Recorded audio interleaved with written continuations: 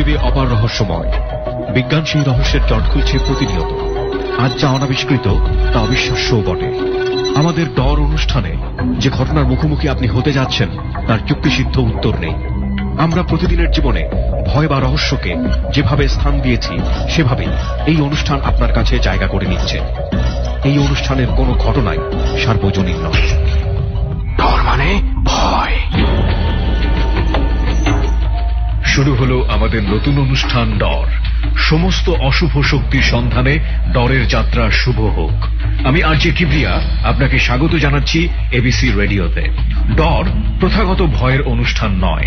বাংলাদেশের অসংখ্য জায়গাতে ছড়িয়ে ছিটিয়ে আছে নানা ধরনের ভৌতিক পরিবেশ।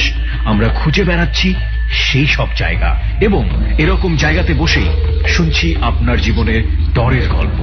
রেহান এবং সুমন দুই বন্ধু মিলে যাচ্ছে সেই সব জায়গাতে। পুরো সপ্তাহ জুড়ে ধারণ করা হচ্ছে এই অনুষ্ঠানটি, যা আপনাকে শোনানো হবে প্রতি বৃহস্পতিবার রাত 11:20। রেহান এবং সুমনের ডরের প্রথম যাত্রাটি হচ্ছে ফেনীর মহিপালের একটি অজানা শ্মশান ঘাটে। ফেনীর মহিপালের শ্মশান। মৃত্যুর পর এখানে হিন্দুদের দাহ করা হয়। চোখ বুলালেই কানে ভাসতে থাকে মৃতদেহ পোড়ানোর মতো মর্মর শব্দ। আগুন চিরতরে গ্রাস করে নেয় মানুষের শেষ অস্তিত্বটুকু। বাতাসে কান পাতলে অনুভব করতে পারা যায় স্বজনদের কান্নার শব্দ।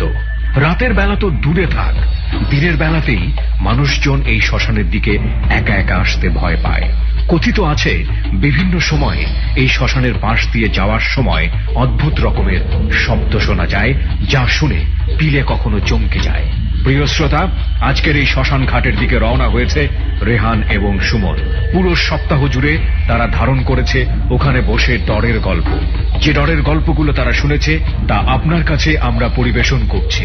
এই অনুষ্ঠানটি প্রথাগত ভৌতিক অনুষ্ঠান নয়। আমরা প্রথমেই বলে নিয়েছি বাংলাদেশের বিভিন্ন হন্টেড প্লেসে গিয়ে আমরা সেই জায়গাতে বসে আপনার জীবনের ডরের গল্প আমাদের শ্রোতাদের কাছে নিয়ে আসব।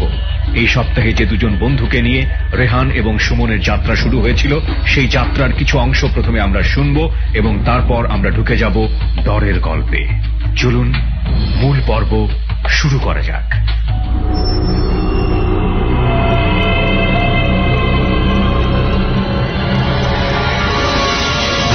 ডর মানে ভয়।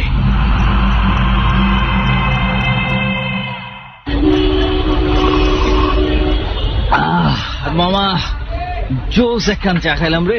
সেই রকম চারে বন্ধু। আর তুই ঘুমায় উঠছিস না সিএনজিতে? তোর তো চা একটু বেশি ভালো লাগবেই। মামা তোমার চা ভালো হয়েছে। এই টিকিট আছে তো তোর কাছে? টিকিট আনছে? হ্যাঁ টিকিট আছে তো, চলো। বাসে ওঠার আগে ভাই আপনারা দুজন ঠিক আছেন তো? হ্যাঁ তো মাসুদ ভাই? হ্যাঁ অবশ্যই ঠিক আছে। আর জামান ভাই? হ্যাঁ হ্যাঁ ঠিক আছে, সমস্যা নেই। বুঝেন যে জায়গায় নিয়ে যেতেছি পরে কিন্তু কইতে পারবেন না এটা কই আনলেন। না না না, আমাদের কিন্তু প্রায় বাসে অনেকটা সময় বসে থাকতে হবে। আপনারা প্রস্তুত তো? ইনশাআল্লাহ ইনশাআল্লাহ। বসে থাকার দরকার নেই, সব মিলা ঘুমায় যাবো, কারণ রাত্রে ঘুমাবো না আমরা কেউ, এটা হচ্ছে প্ল্যান। আচ্ছা ঠিক আছে ইনশাআল্লাহ। ওকে দোস্ত, চল আমরা বাসে উঠে যাই। আর দুই একদিন না ঘুমাইলে কিছু হয় না। এই তো।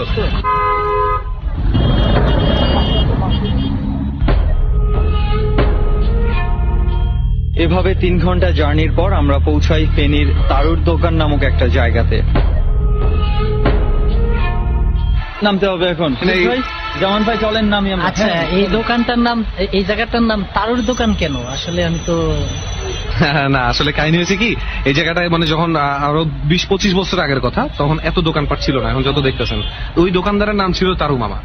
তো সবাই আইসা বাসালারে কইতো যে ওই দোকানে নামাবেন, কার দোকান? বাসালারা ওই দোকানে চা খাইতো, ওই তারুর দোকানে নামাই দেন। তারুর দোকান এখন জায়গার নামই হয়ে গেছে তারুর দোকান। মানে দোকান চার দোকান কিন্তু নাম হয়েছে তারুর দোকান। হ্যাঁ ধরেন এই দোকানটা যদি হতো রেহানের মামার দোকান, তাহলে এটা হয়তো জায়গার নাম হতো রেহানের মামার দোকান। মানে আমরা তো মনে করছিলাম তারি মাসুদ ভাই কিন্তু হেভি মজার মানুষ। আচ্ছা চল কি বলেন জামান ভাই, মাসুদ ভাই একটু খাওয়া দাওয়া হালকা খাওয়া দাওয়া করে নি। আচ্ছা ঠিক আছে, তোরা চাচু খা, আমি এখন কিছু খাবো না দোস্ত, আমি মহিপালের টিকিটটা কেটে ফেলাই। আচ্ছা ঠিক আছে, তুই টিকিট কাট, আমরা একটু খাওয়া দাওয়া সেরে নিচ্ছি। ঠিক আছে অবশ্যই। এই হচ্ছে আমাদের দ্বিতীয় বাস জার্নি। এখান থেকে রওনা দিয়ে আমরা পৌঁছে যাই ফেনীর মহিপালে। এভাবেই মহিপাল থেকে আমরা রওনা দিলাম বাসে, পৌঁছালাম খাইরা। সময় ছিল প্রায় 1 ঘন্টার মতো। খাইয়ারাতে তো চলেই আসলাম। ওয়াকিং ডিস্টেন্স, আমাদেরকে অনেকখানি জায়গা পার করতে হবে, তবে হাইটা এখান থেকে আর কোনো ওয়ে নাই। চতুর্দিকে দেখতে পাচ্ছি জঙ্গলই দেখা যেতেছে, ডান দিকে যাব না বাম দিকে যাব? ওই সাইডটাতে হচ্ছে তোর বসত বাড়ি আছে কিছু, ওই সাইডে আমরা এখন যাব না, আমরা যাব এই সাইডটায়। জঙ্গলটা পার করতে হবে আমাদেরকে, জঙ্গলটা কিন্তু সরু লম্বা, জঙ্গল পার করেই হচ্ছে আমাদের ওই শ্মশানঘাট। আমরা হাঁটছি জঙ্গলের ভেতর দিয়ে, যথেষ্ট ঘন জঙ্গলের মামা, এখান থেকে যাইতে সমস্যা আছে। টর্চ লাইট গুলো আমাদেরকে বেশ সাহায্য করছে হাঁটার ক্ষেত্রে, এবং কখন কোথায় পা পড়ছে অনেক সময় সেটা নিজেরাই দেখতে পাচ্ছি না। একটা ব্যাপার খেয়াল করছিস সুমন, আমরা কিন্তু অটোমেটিক্যালি আস্তে আস্তে কথা বলতেছি, কিসের ভয়ে আমি কিন্তু জানি না। কথাই তো বাইরে হইতেছে যে এটাই তো অনেক বেশি। আচ্ছা যাই হোক, কথা বলতে বলতে আগে আসিস না, ওনাদের মাঝখানে থাকতে দেয়। আচ্ছা মাসুদ ভাই, জুয়েল ভাই, আপনারা আমাদের মাঝামাঝি থাকেন, পাশে যাওয়ার কোনো দরকার নেই। হয়তো ভালোই পেয়েছো সুমন। কেন? জুয়েল ভাই কে? জামান ভাইরা জুয়েল ভাই বানালিস?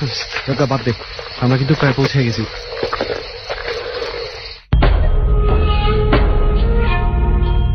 অবশেষে হাঁটতে হাঁটতে ঘন জঙ্গল পার করে এখন আমরা সবাই শ্মশানে দাঁড়িয়ে আছি। একটা বসার জায়গা খুঁজে বের করা দরকার। দোস্ত, আমার কিন্তু একটু ভয় লাগতেছে, সত্যি কথা আমি বলি, তুই জানিস যে আমি মিথ্যা কথা বলি না কখনো। এতক্ষণ ধরে মাসুদ ভাই আর জামান ভাই আমাদের সঙ্গে আছে। তো জামান ভাই, কি অবস্থা? না সুমন ভাই, এখানে প্রথম আসলাম আপনাদের সাথে, তোমার দেখে তো খুব ভয় লাগতেছে। আসলে আমি তো আসলে একটু বেশি খালি তো জায়গাটা একটু, আর ওই যে জঙ্গলের মধ্যে দিয়ে আমাদের আসতে হয়েছে, একটু ভুতুরে ভুতুরে ভাব। আসলে এই জায়গাটার অনেক উল্টাপাল্টা এই ব্যাপারে কথা আছে, আমি জানি না আপনারা শুনতে পাচ্ছেন কিনা কেউ। এখানে নাকি অনেকেই রাত্রেবেলা কান্নার শব্দ শুনতে পায়, তাই না? কিন্তু আমি এই জিনিসটা রেহান, আমি এখন যেটা দেখতে পাচ্ছি, জানি না মাসুদ ভাইয়া এবং জামান ভাই এটা পাইতেছেন কিনা, আমরা কেমন জানি একটা গন্ধ পাইতেছি, একটু একটু আমার কেমন জানি, তুই খেয়াল করছিস? একটা উৎকট গন্ধ মনে পাওয়া যাচ্ছে। হ্যাঁ, এইটা এরকম জায়গায় গন্ধ থাকাটা মনে হয় স্বাভাবিক। কারে দিয়ে শুরু করতে পারি? মাসুদ ভাইরে দিয়ে শুরু করা যায় রেহান, নাকি জামান ভাইকে দিয়ে শুরু করা যায়? আসলে এমন জায়গায় বসছি, আমার তো এখনই বুক ধরপড় করতেছে।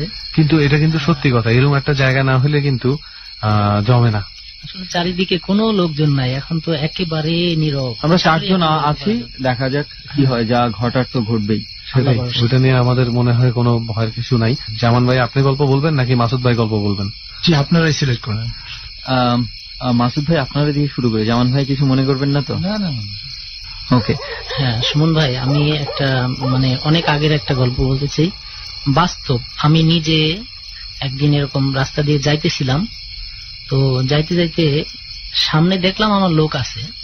তখন আমাদের বাড়িতে টিভি ছিল না। কোন জায়গায় আপনি? কোন জায়গায় আপনার বাড়ি? আমার বাড়ি খুলনায়, জাদ্দিপুর গ্রাম। কোন গ্রাম? ফুলবাড়ি গেট, জাদ্দিপুর গ্রামে। আচ্ছা আচ্ছা। তো আমাদের বাড়িতে টিভি ছিল না, তখন আমরা টিভি দেখতে যাইতাম চেয়ারম্যান। এটা কত সালের ঘটনা হতে পারে? এটা 92-93। ওকে। তো আমরা টিভি দেখতে যাইতাম, চেয়ারম্যান আমাদের চাচা হয়, ওনাদের বাড়িতে টিভি দেখতে যাইতাম। তো রাত্রে টিভি দেখে বাড়িতে আসার সময় আমি দেখলাম যে আমার সামনে লোকজন আছে, গুনগুন করে তারা হাঁটতেছে। তো আমি তাদের সাহসেই আমি হাঁটতে শুরু করলাম। আনুমানিক কয়টা হবে? রাত 11টা, 11:30 হবে। আচ্ছা আচ্ছা। তো আমি তাদেরকে দেখে আমার আরো সাহস হয়েছে যে লোক আছে, এত রাত তাও তো বাহিরে লোক আছে। তো আমি হাঁটতে থাকি, এক পর্যায়ে আমি একটু এদিক সেদিক তাকানোর পরে লোকজনগুলো আর দেখলাম না। হঠাৎ করে তারা নেই বলতে মানুষ দেখছিলাম, কিন্তু পরে দেখলাম যে কুকুর হয়ে, কুকুরের আমার সামনে দিয়ে কয়েকটা কুকুর চলে গেল। আমি বুঝিনি, মানুষগুলাই কি আপনি চোখের সামনে দেখছেন? আমি ডানে বামে তাকায় দেখতে গেছি যে আরো কেউ আছে কিনা, বা আমার কিরকম একটু লাগলো। আমি এদিক সেদিক তাকানোর পরে সামনে তাকায় দেখি সেই লোকগুলা নেই, কিন্তু কয়েকটা কুকুর খুব দ্রুত আমার সাইড দিয়ে চলে গেল। কিন্তু কুকুরগুলা যাওয়ার পরে বিশ্রী গন্ধ, যে গন্ধগুলা আমি জীবনে কোথাও পাইনি। আর ওই মানুষগুলা যখনই দেখলাম না, তখন আমি দৌড় শুরু করলাম। আর দৌড় শুরু করছি পরে ওই কুকুরগুলা আমার দিকে তাকায়, সবগুলা কুকুরই আমার দিকে তাকানো। আমি এক দৌড়ে বাড়ির ভিতর ঢুকছি। বাড়ির ভিতর ঢোকার পরে আর আমাদের বাড়িতে আল্লাহর রহমতে কোনো ভয় নাই, তো যার কারণে আমি। কেন ভয় নাই কেন আপনাদের বাড়িতে? অ্যাকচুয়ালি আমার আব্বা মসজিদে নামাজ কালাম পড়ায়, আর আমার আব্বা খুব পরহেজগার, আমার আম্মাও পরহেজগার, নামাজ কালাম পড়ে। আমরা সবাই নামাজি ফ্যামিলির লোক, কিন্তু আমি একটু ওই টিভি দেখতাম, ঘুরতাম এদিক সেদিক। তো রাত বেরাত আমি ভয় পেতাম না। আমি ছোটবেলা থেকেই একটু সাহস বেশি দেখাইতাম, যার কারণে মাঝে মধ্যে এইসব ঘটনার সামনে পড়তাম। আপনার কোনো বন্ধু বান্ধব বা পরিচিত কেউ কি এরকম ঘটনার মধ্যে পড়ছে ওই এলাকায় একই জায়গায় একই রাস্তায়? হ্যাঁ, এরকম যেমন আমি একটা দেখছি, আমার বন্ধু সে রাস্তা দিয়ে রাত্রে ঈশান নামাজ পড়ে আসার পরে ও আসতেছে, ওর বাড়িটা একটু জঙ্গলের ভিতর দিয়ে, তো ও দেখতেছে যে একটা মাথা শুধু লাফাইতেছে, শুধু একটা মাথা, কোনো মানুষ নাই। কোথায়? রাস্তার ভিতরেই, মানে বাগান চতুর্দিকে গাছপালা, তো সেই মাথাটা লাফাইতেছে, শুধু মাথা, কোনো দেহ দেখা যাচ্ছে না। তো ওই মাথা দেখে ও তো চিৎকার শুরু করছে। যখনই মাথা দিকে চিৎকার শুরু করছে, অলরেডি একটা বডি এসে মাথার সাথে লাগে ওর আগেই দৌড় দিয়ে চলে গেল। ও জায়গায় বেহুশ। আমার ওই বন্ধুটার নাম মামুন, চিৎকার দিয়েই বেহুশ হয়ে গেছে। তারপরে অনেকে লোকজন দৌড়ে গিয়ে যায়, যখন হুশ আসছে, হুশ আসার পরে বইলা আবার বেহুশ হয়ে পড়ছে। তো ও এটা দেখা খুবই হয়েছিল, এটা আমরা শুনছি। এটা আনুমানিক কয়টার দিকের ঘটনা? এটা রাত্রে ঈশান নামাজ পড়ে, হাদিস বলে, অনেক আমলের কথা বলে, দেখা গেছে 10টার পরে আর কি। আচ্ছা মাসুদ ভাই, এই ঘটনাটা আপনি যখন শুনছেন তখন আপনি তো বিশ্বাস করছেন যে এই ঘটনাটা ঘটছে। আচ্ছা, আপনি কি এইসব ব্যাপারে বিশ্বাস করেন? মানে জিন, ভূত, পরী, অশরীরী ব্যাপার স্যাপার?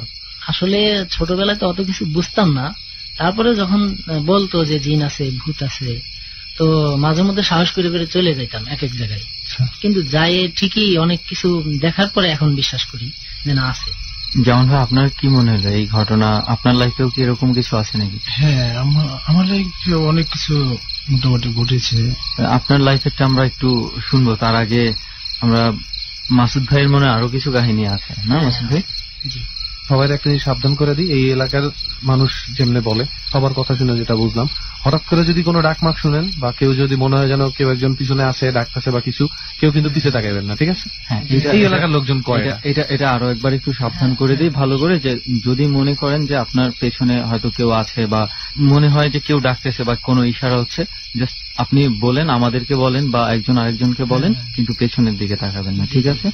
দোস্ত রেহান, তুই তো এই এলাকা সম্পর্কে একটা ঘটনা ছিল যে তুই বলছিলি মরক লাগার মতন ব্যাপার আছে। মানে ব্যাপারটা একটু খুলেই বলি, যদিও এখানের মানুষ, এই এলাকার মানুষ এই শ্মশান ঘাটের আশেপাশে এসে ওই বংশগুলাকে নিয়ে কথা বলে না।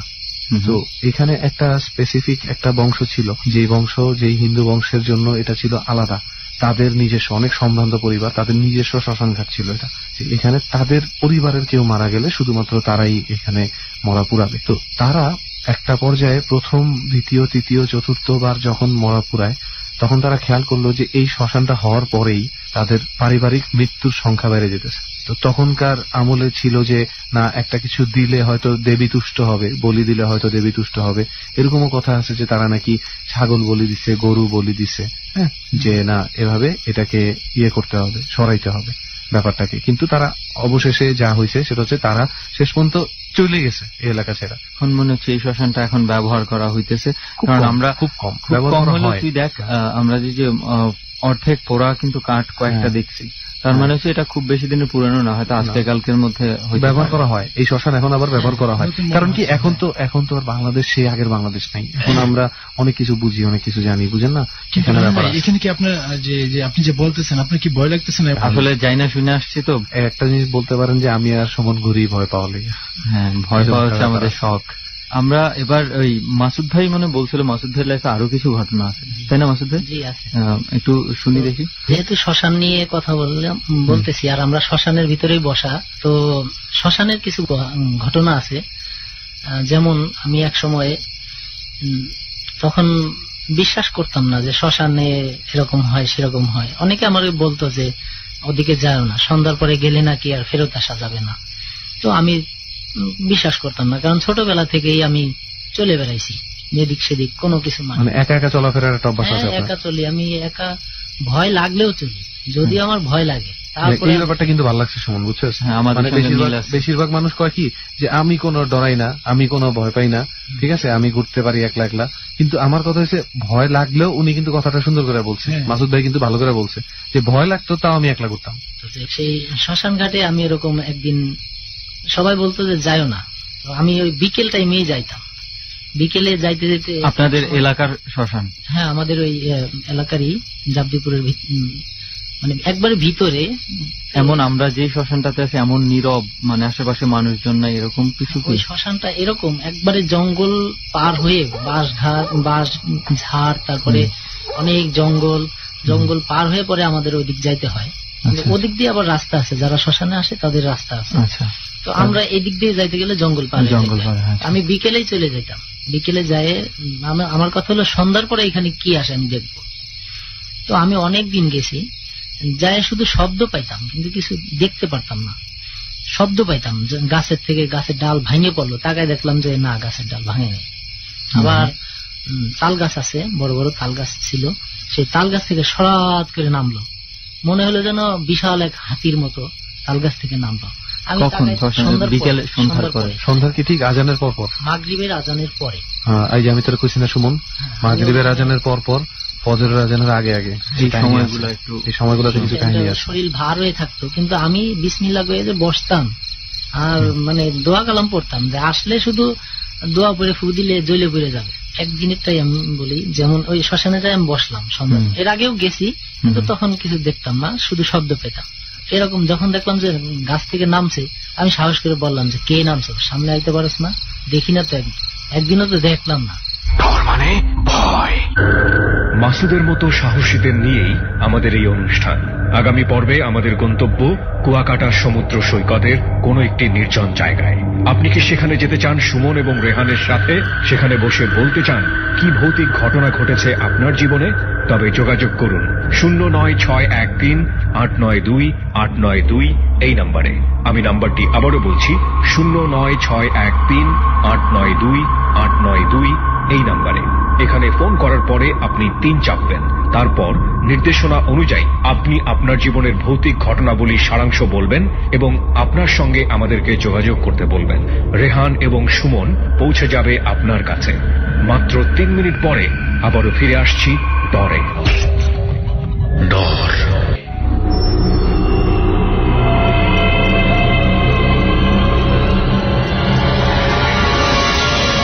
ডর মানে ভয়।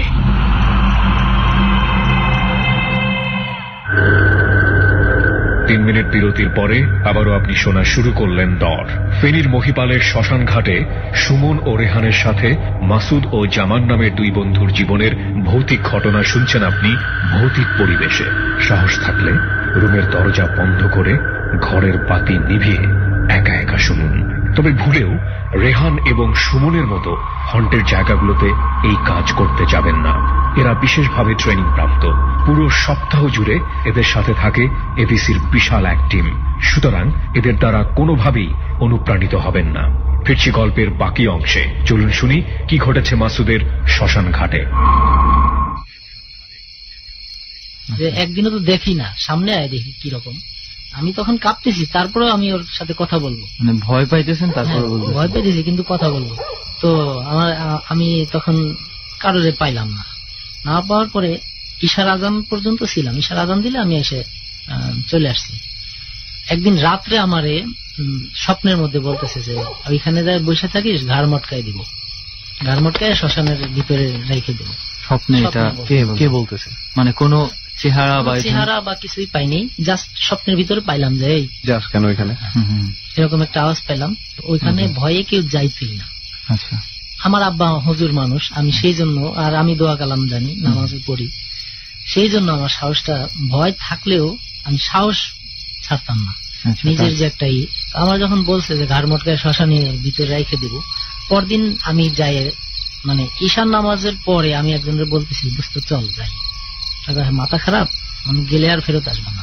তো আমি গেলাম। যাওয়ার পথে ওই রাস্তা দিয়ে আমি যখন যাইতেছি তখন হঠাৎ করে, মানে দোয়া কালাম পরেই যাচ্ছি, যাইতে যাইতে বিশাল এক সাপ সামনে ফোঁস করে মানে সামনে দাঁড়াইলো। কালো সাপ যেটা আর কি। আচ্ছা আচ্ছা, ফনাতুলে যেগুলো, যেটা। আমি তখন যতটুকু লম্বা ছিলাম ধরেন 4 ফিট, 4.5 ফিটের মতো। আমার মাজার উপরে, মানে যদি সবল মারে তো পুরো আমার মাজার উপরে সবলটা পড়বে, এত বড়। এটা একবার বাস্তব, কিন্তু আসলে এখানে বলতেও ভয় লাগতেছে। তারপর আমি বলবো, ভয়ের জায়গায় বসে ভয়ের গল্পই ভালো লাগে। তো এত বড় একটা সাপ যখন ফানা তুললো, আমার তখন একটু কৌতূহল হইলো যে এটা সাপ না। আমি বললাম যে তুই আমার সামনে দাঁড়াইছিস কেন? তখনও ফিস ফিস মানে ফুসফুস শব্দ করতেছে আর জিহ্বা বের করতেছে। তো আমি বললাম যে যদি কামড় দেওয়ার সাহস থাকে তো কামড় দিয়ে আমি বেহেশতে চলে যাই। আচ্ছা, আমি বেহেশতে চলে যাই। আর যদি মনে করি যে না শয়তানি করতে আসছিস তাহলে সর। এরকম যখন বললাম আস্তে মাথা নিচু করে ও সরে গেল, মানে ও আমাকে ভয় দিতে চাইছিল। তো আমি যখন বললাম যে সরে যা, তখন আস্তে মাথা নিচু করে লেজ গোটায় অমনি সোজা চলে গেল। আমাকে কামড় দিলে কিন্তু আমি শেষ, কিন্তু ও কামড় দিবে না, ও তো সাপ না। এর আগের একটা ঘটনা, আমি আমার বন্ধু বান্ধব নিয়ে আমি ছোটবেলায় সাপ ধরতে খুব ভালো লাগতো আমার। ছোট বড় 1 হাত 1.5 হাত 2 হাত এরকম সাপ আমি যেইখানে খবর পাইতাম যে সাপ আছে, সাপুরিও না বা কোনো গাছ গাছরা কিছুই আমার কাছে নাই, আমি যেভাবে হোক কৌশলে তার লেজ ধরতাম। কৌশলে তার লেজ ধরে এইভাবে ঘুরানো শুরু করতাম। আমার যে বলছিল আমার এক বড় ভাই যে সাপ ধরে 21টা ঘুরানি দিবা বা 41টা ঘুরানি দিবা, ওর খবর থাকবে না, ও মারা যাবে। 21টা কিংবা 41টা কেন? মানে যদি ছোট হয় 21টা দিলেই মারা যায়, আর যদি বেশি বড় হয় 41টা ঘুরানি দিলে মারা যায়। মানে ঘুরানিটা যদি জোরে হয়, লেজ ধরে শুধু ঘুরাইলে মারা যায়। আচ্ছা, একটা কথা বলতো মাসুদ ভাই, যখন এই সাপটা যখন আপনার মানে হঠাৎ করে সামনে এসে ফনা তুলছে, আপনি তো আগে মারছেন সাপ এভাবে 21টা 41টা ঘুরানি দিয়ে, আপনার কি মনে হয়েছে হঠাৎ করে যে এটা কি কোন রকম ভাবে প্রতিশোধ নিতে আসছে কিনা? না, এরকম মনে হয় না। এই কারণে, কারণ আমি মার কাছে অনেক গল্প শুনতাম যে জিনেরা সাপের রূপ ধরে, শকুনের রূপ ধরে, হ্যাঁ, ভয়ঙ্কর যেগুলো খারাপ ধরনের এগুলা ভয়ঙ্কর রূপ ধরে, আর যেগুলো ভালো বা এমনি নর্মাল ওরা এরকম রূপ ধরে, পাখির রূপ ধরে।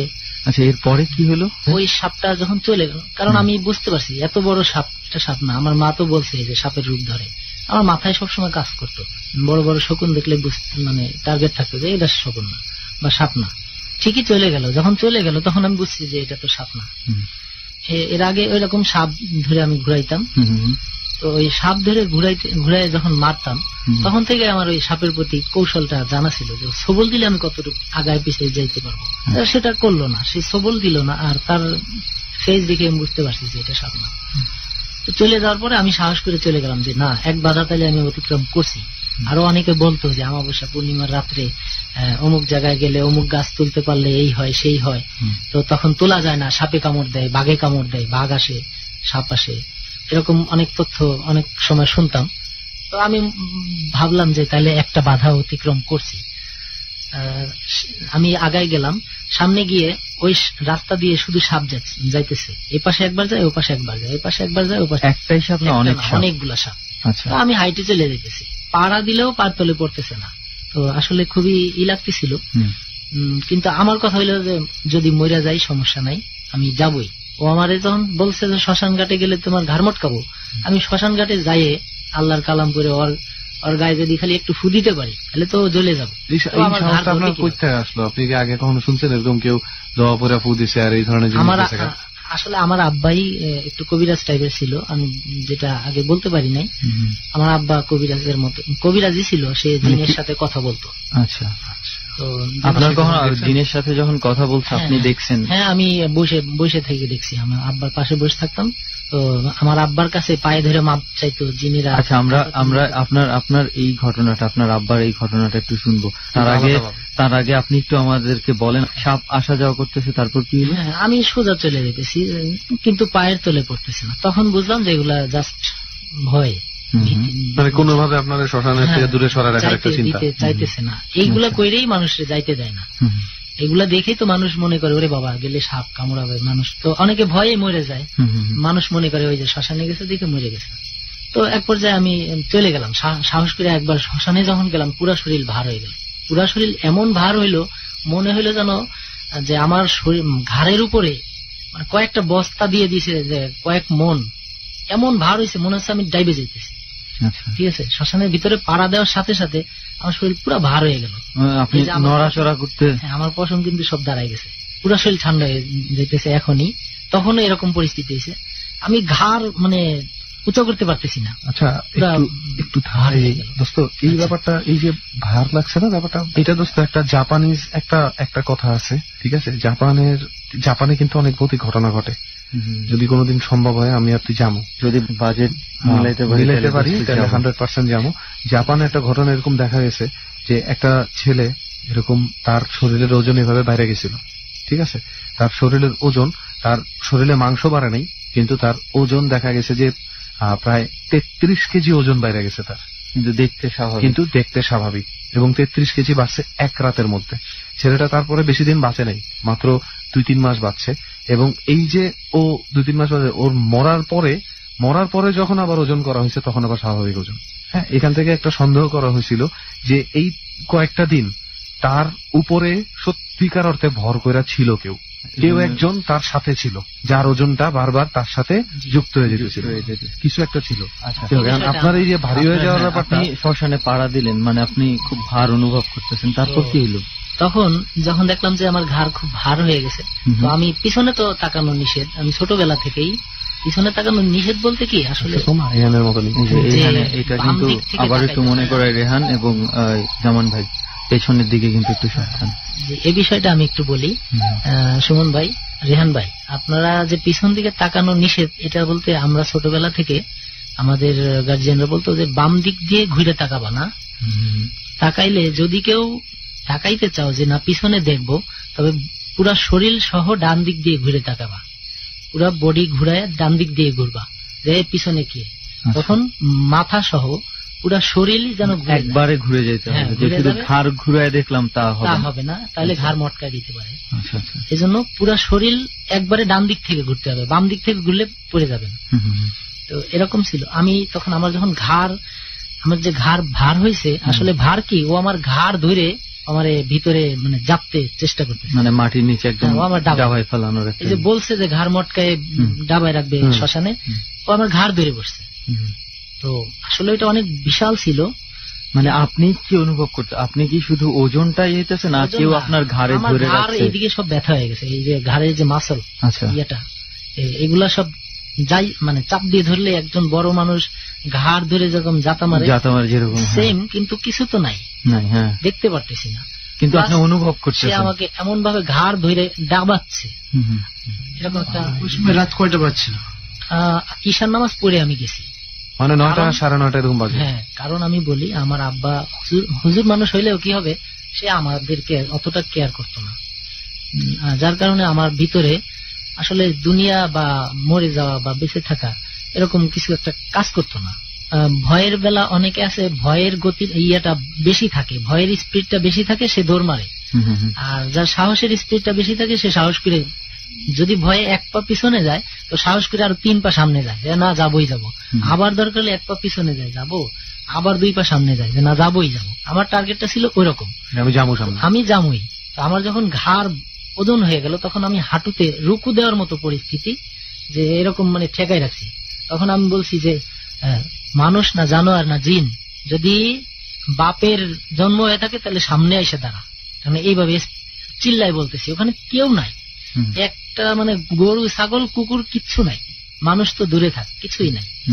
আর আমি ওইখানে ওই একটা আম গাছের নিচে বসতাম যায় বিকেলে, সে আম গাছটার নিচেও কেউ যাইতে ভয় পাইতো, কারণ ওইটা এমন ভয়ের, ওই আম গাছের সাপ থাকতো বা বড় বড় শকুনের মতো থাকতো, যারা কোনো মানুষ ওইখানে বসতো না ভয়ে, ঠিক আছে। আবার শুনছি অনেকে মারাও গেছে। আমার কথা হইলো যে আমার বাপের যেহেতু খোঁজ খবর নেই না, আর সংসারের খুব ঝড়ঝামেলা চলতো, তো আমার মরা বা বাঁচা নিয়ে কোন টার্গেট থাকতো না। আমার কথা হলো যে বাপের বেটা হইলে আমার কথা হলো আমি জিনের সাথে কথা বলবো। আর আমি শুনছি যে অনেকে লড়াই করতো, রাত্রে লড়াই করতো, ফজরের আজানের আগ পর্যন্ত লড়াই চলতো, টিকতে পারতো, তো সে যা চাইতো সেটা পাইতো। আমার যেহেতু পারিবারিক দুর্বল, আমি চিন্তা করতাম যে আমি লড়াই করবো। আমি ওরে বললাম যে তুই বাপের বেটা হইলে, জিনের বাচ্চা হোক আর যাই বাচ্চা হোক, মানুষ হোক আর শয়তান হোক, আমার সামনে আয়, ঘাট ধরছিস কে? এবার যখন চিল্লাই বলতেছে, আমার কান্দা ভাব, বুঝতেই পারতেছেন, এটাও শ্মশান ওটাও শ্মশান। আমরা সবাই সেই ক্ষেত্রে একটু চোখ কান খোলা রাখতে হবে, একটু সাবধান থাকেন। জামান ভাই একটু সাবধান থাকেন, রেহান সাবধান থাকিস। হ্যাঁ, তারপর তবে সুমন ভাই আসলে ভয়ের সময় ভয়ের কথাই আসে। তো আমি সাহস করে বললাম হালকা হালকা আলো আছে, কারণ তখন চাঁদের রাত, পুরো চাঁদ নাই, চাঁদ অর্ধেকেরও কম, কিন্তু আলো আছে মোটামুটি। আমার ছায়াটা আমি মোটামুটি দেখতে পাচ্ছি। গাছের ছায়া পড়ে আছে, তারপরে অনেক সময় কোন পোকামাকড় লাফ দিয়ে পড়তেছে, মোটামুটি শরীরে পড়লে দেখা যায়। তো আমার কথা হলো যে তুই সামনে আয়। আর আমি দোয়া পড়তেছি, আউযুবিল্লাহ বিসমিল্লাহ পড়তেছি, সূরা ফাতিহা পড়তেছি, আর লা হাওলা পড়তেছি, আর আউযুবিল্লাহ পড়ে পড়ে এদিকে ডাইনি বাম ফু দিতেছি যে তুই সামনে আয়, স্যার আমার ঘাড় স্যার, ঠিক আছে। তো এক পর্যায়ে সে আমাকে একটা ধাক্কা দিলে পরে আমি পড়ে যাইনি, আমি অনেক দূরে, মানে প্রায় 8-10 হাত আমি আগাই গেলাম সামনের দিকে। মনে হলো আমার থেকে বিশাল বড় একটা লোক আমাকে কেউ একজন ধাক্কা দিয়ে ফেলে দিল। পড়লাম না, আমি দূরে দৌড়ে, মানে স্পিড, গতিটা থামানোর জন্য 8-10 হাত দূরে যেয়ে এক হাঁটু ডাইন হাঁটু ভর পড়লো মাটিতে, আর বাম হাঁটুতে হাত, ডাইন হাত নিচে। এভাবে পরে আমি বাম দিকে তাকাইতে পারতেছি না, যার কারণে আমি সাথে সাথে একটা দোয়া পড়তেছি আর উঠে দাঁড়াই গেলাম। সাথে সাথে উঠে দাঁড়ায় ওই ডাইন হাত মাটিতে পড়ছিল, ওই সময় ডাইন হাতে কিছু মাটি নিলাম। ডাইন হাতে কিছু মাটি নিয়ে তখন ওই আউযুবিল্লাহ পড়া, সূরা ফাতিহা পড়া মাটিতে ফু দিলাম, 3 কুল পড়লাম। আর আমার শুধু মানে চতুর্দিক দিয়ে ঘিরে ফেলাইছে। আমার মনে হচ্ছে যে আমার চারপাশে লোকজন, কিন্তু একজনও নিচে না, সব আমার থেকে, আমার হাঁটুর উপরের সাইডে সব ছায়াগুলো, মানে এমন দেখতেছি যে প্রত্যেকটা মানে কালারটা বলতে পারতেছি না, ভয়ঙ্কর একটা কালার, যেই কালারের কোনো ফেজ নাই, কিন্তু মনে হচ্ছে যে এখানে আমাকে ব্যারিকেড দেওয়া। তো আমি যখন ডাইন হাতে মাটি নিলাম, মাটি নিয়েই 4 কুল ডাইরেক্ট বলতে পারি নাই, তো আমি কিছু কিছু কৌশল অবলম্বন করি। যেমন আল্লাহর কাছে বললাম, আল্লাহ 4 কুল মাইনে নিলাম, ফু, মানে 4 কুল বলতে বলে 4 বার কুল হলাম, পরে আল্লাহ 4 কুল মাইনে নিলাম, পরে পরে নিলাম, ফু দিয়ে মাইরে দিলাম, ছড়ায় মাটি মাইরে দিলাম, আবার নিলাম, আবার নিয়ে আউযুবিল্লাহ বিসমিল্লাহ করে আবার মাইরে দিলাম।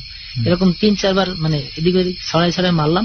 মারার পরে এই যে আমার শরীর কিন্তু আবার হয়ে গেল, হালকা হয়ে শুরু করছে। হ্যাঁ, দোয়া পড়ে যখন আমি মাটিগুলা মাইরে দিলাম, এদিক সেদিক চতুর্দিকে ঘুরায় মাইরে দিলাম, মাইরে দেওয়ার পরে ঠিক আমি মনে হলো যেন আমার একবারে পুরা ফাঁকা, পুরো শ্মশান ঘাট, কেউ নাই, নীরব, আমি একাই। ডর মানে ভয়। মাসুদকে বিশ্বাস করা না করা একান্তই আপনার ব্যাপার।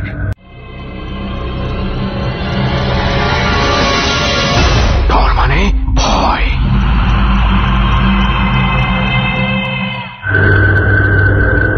রাত 12:06।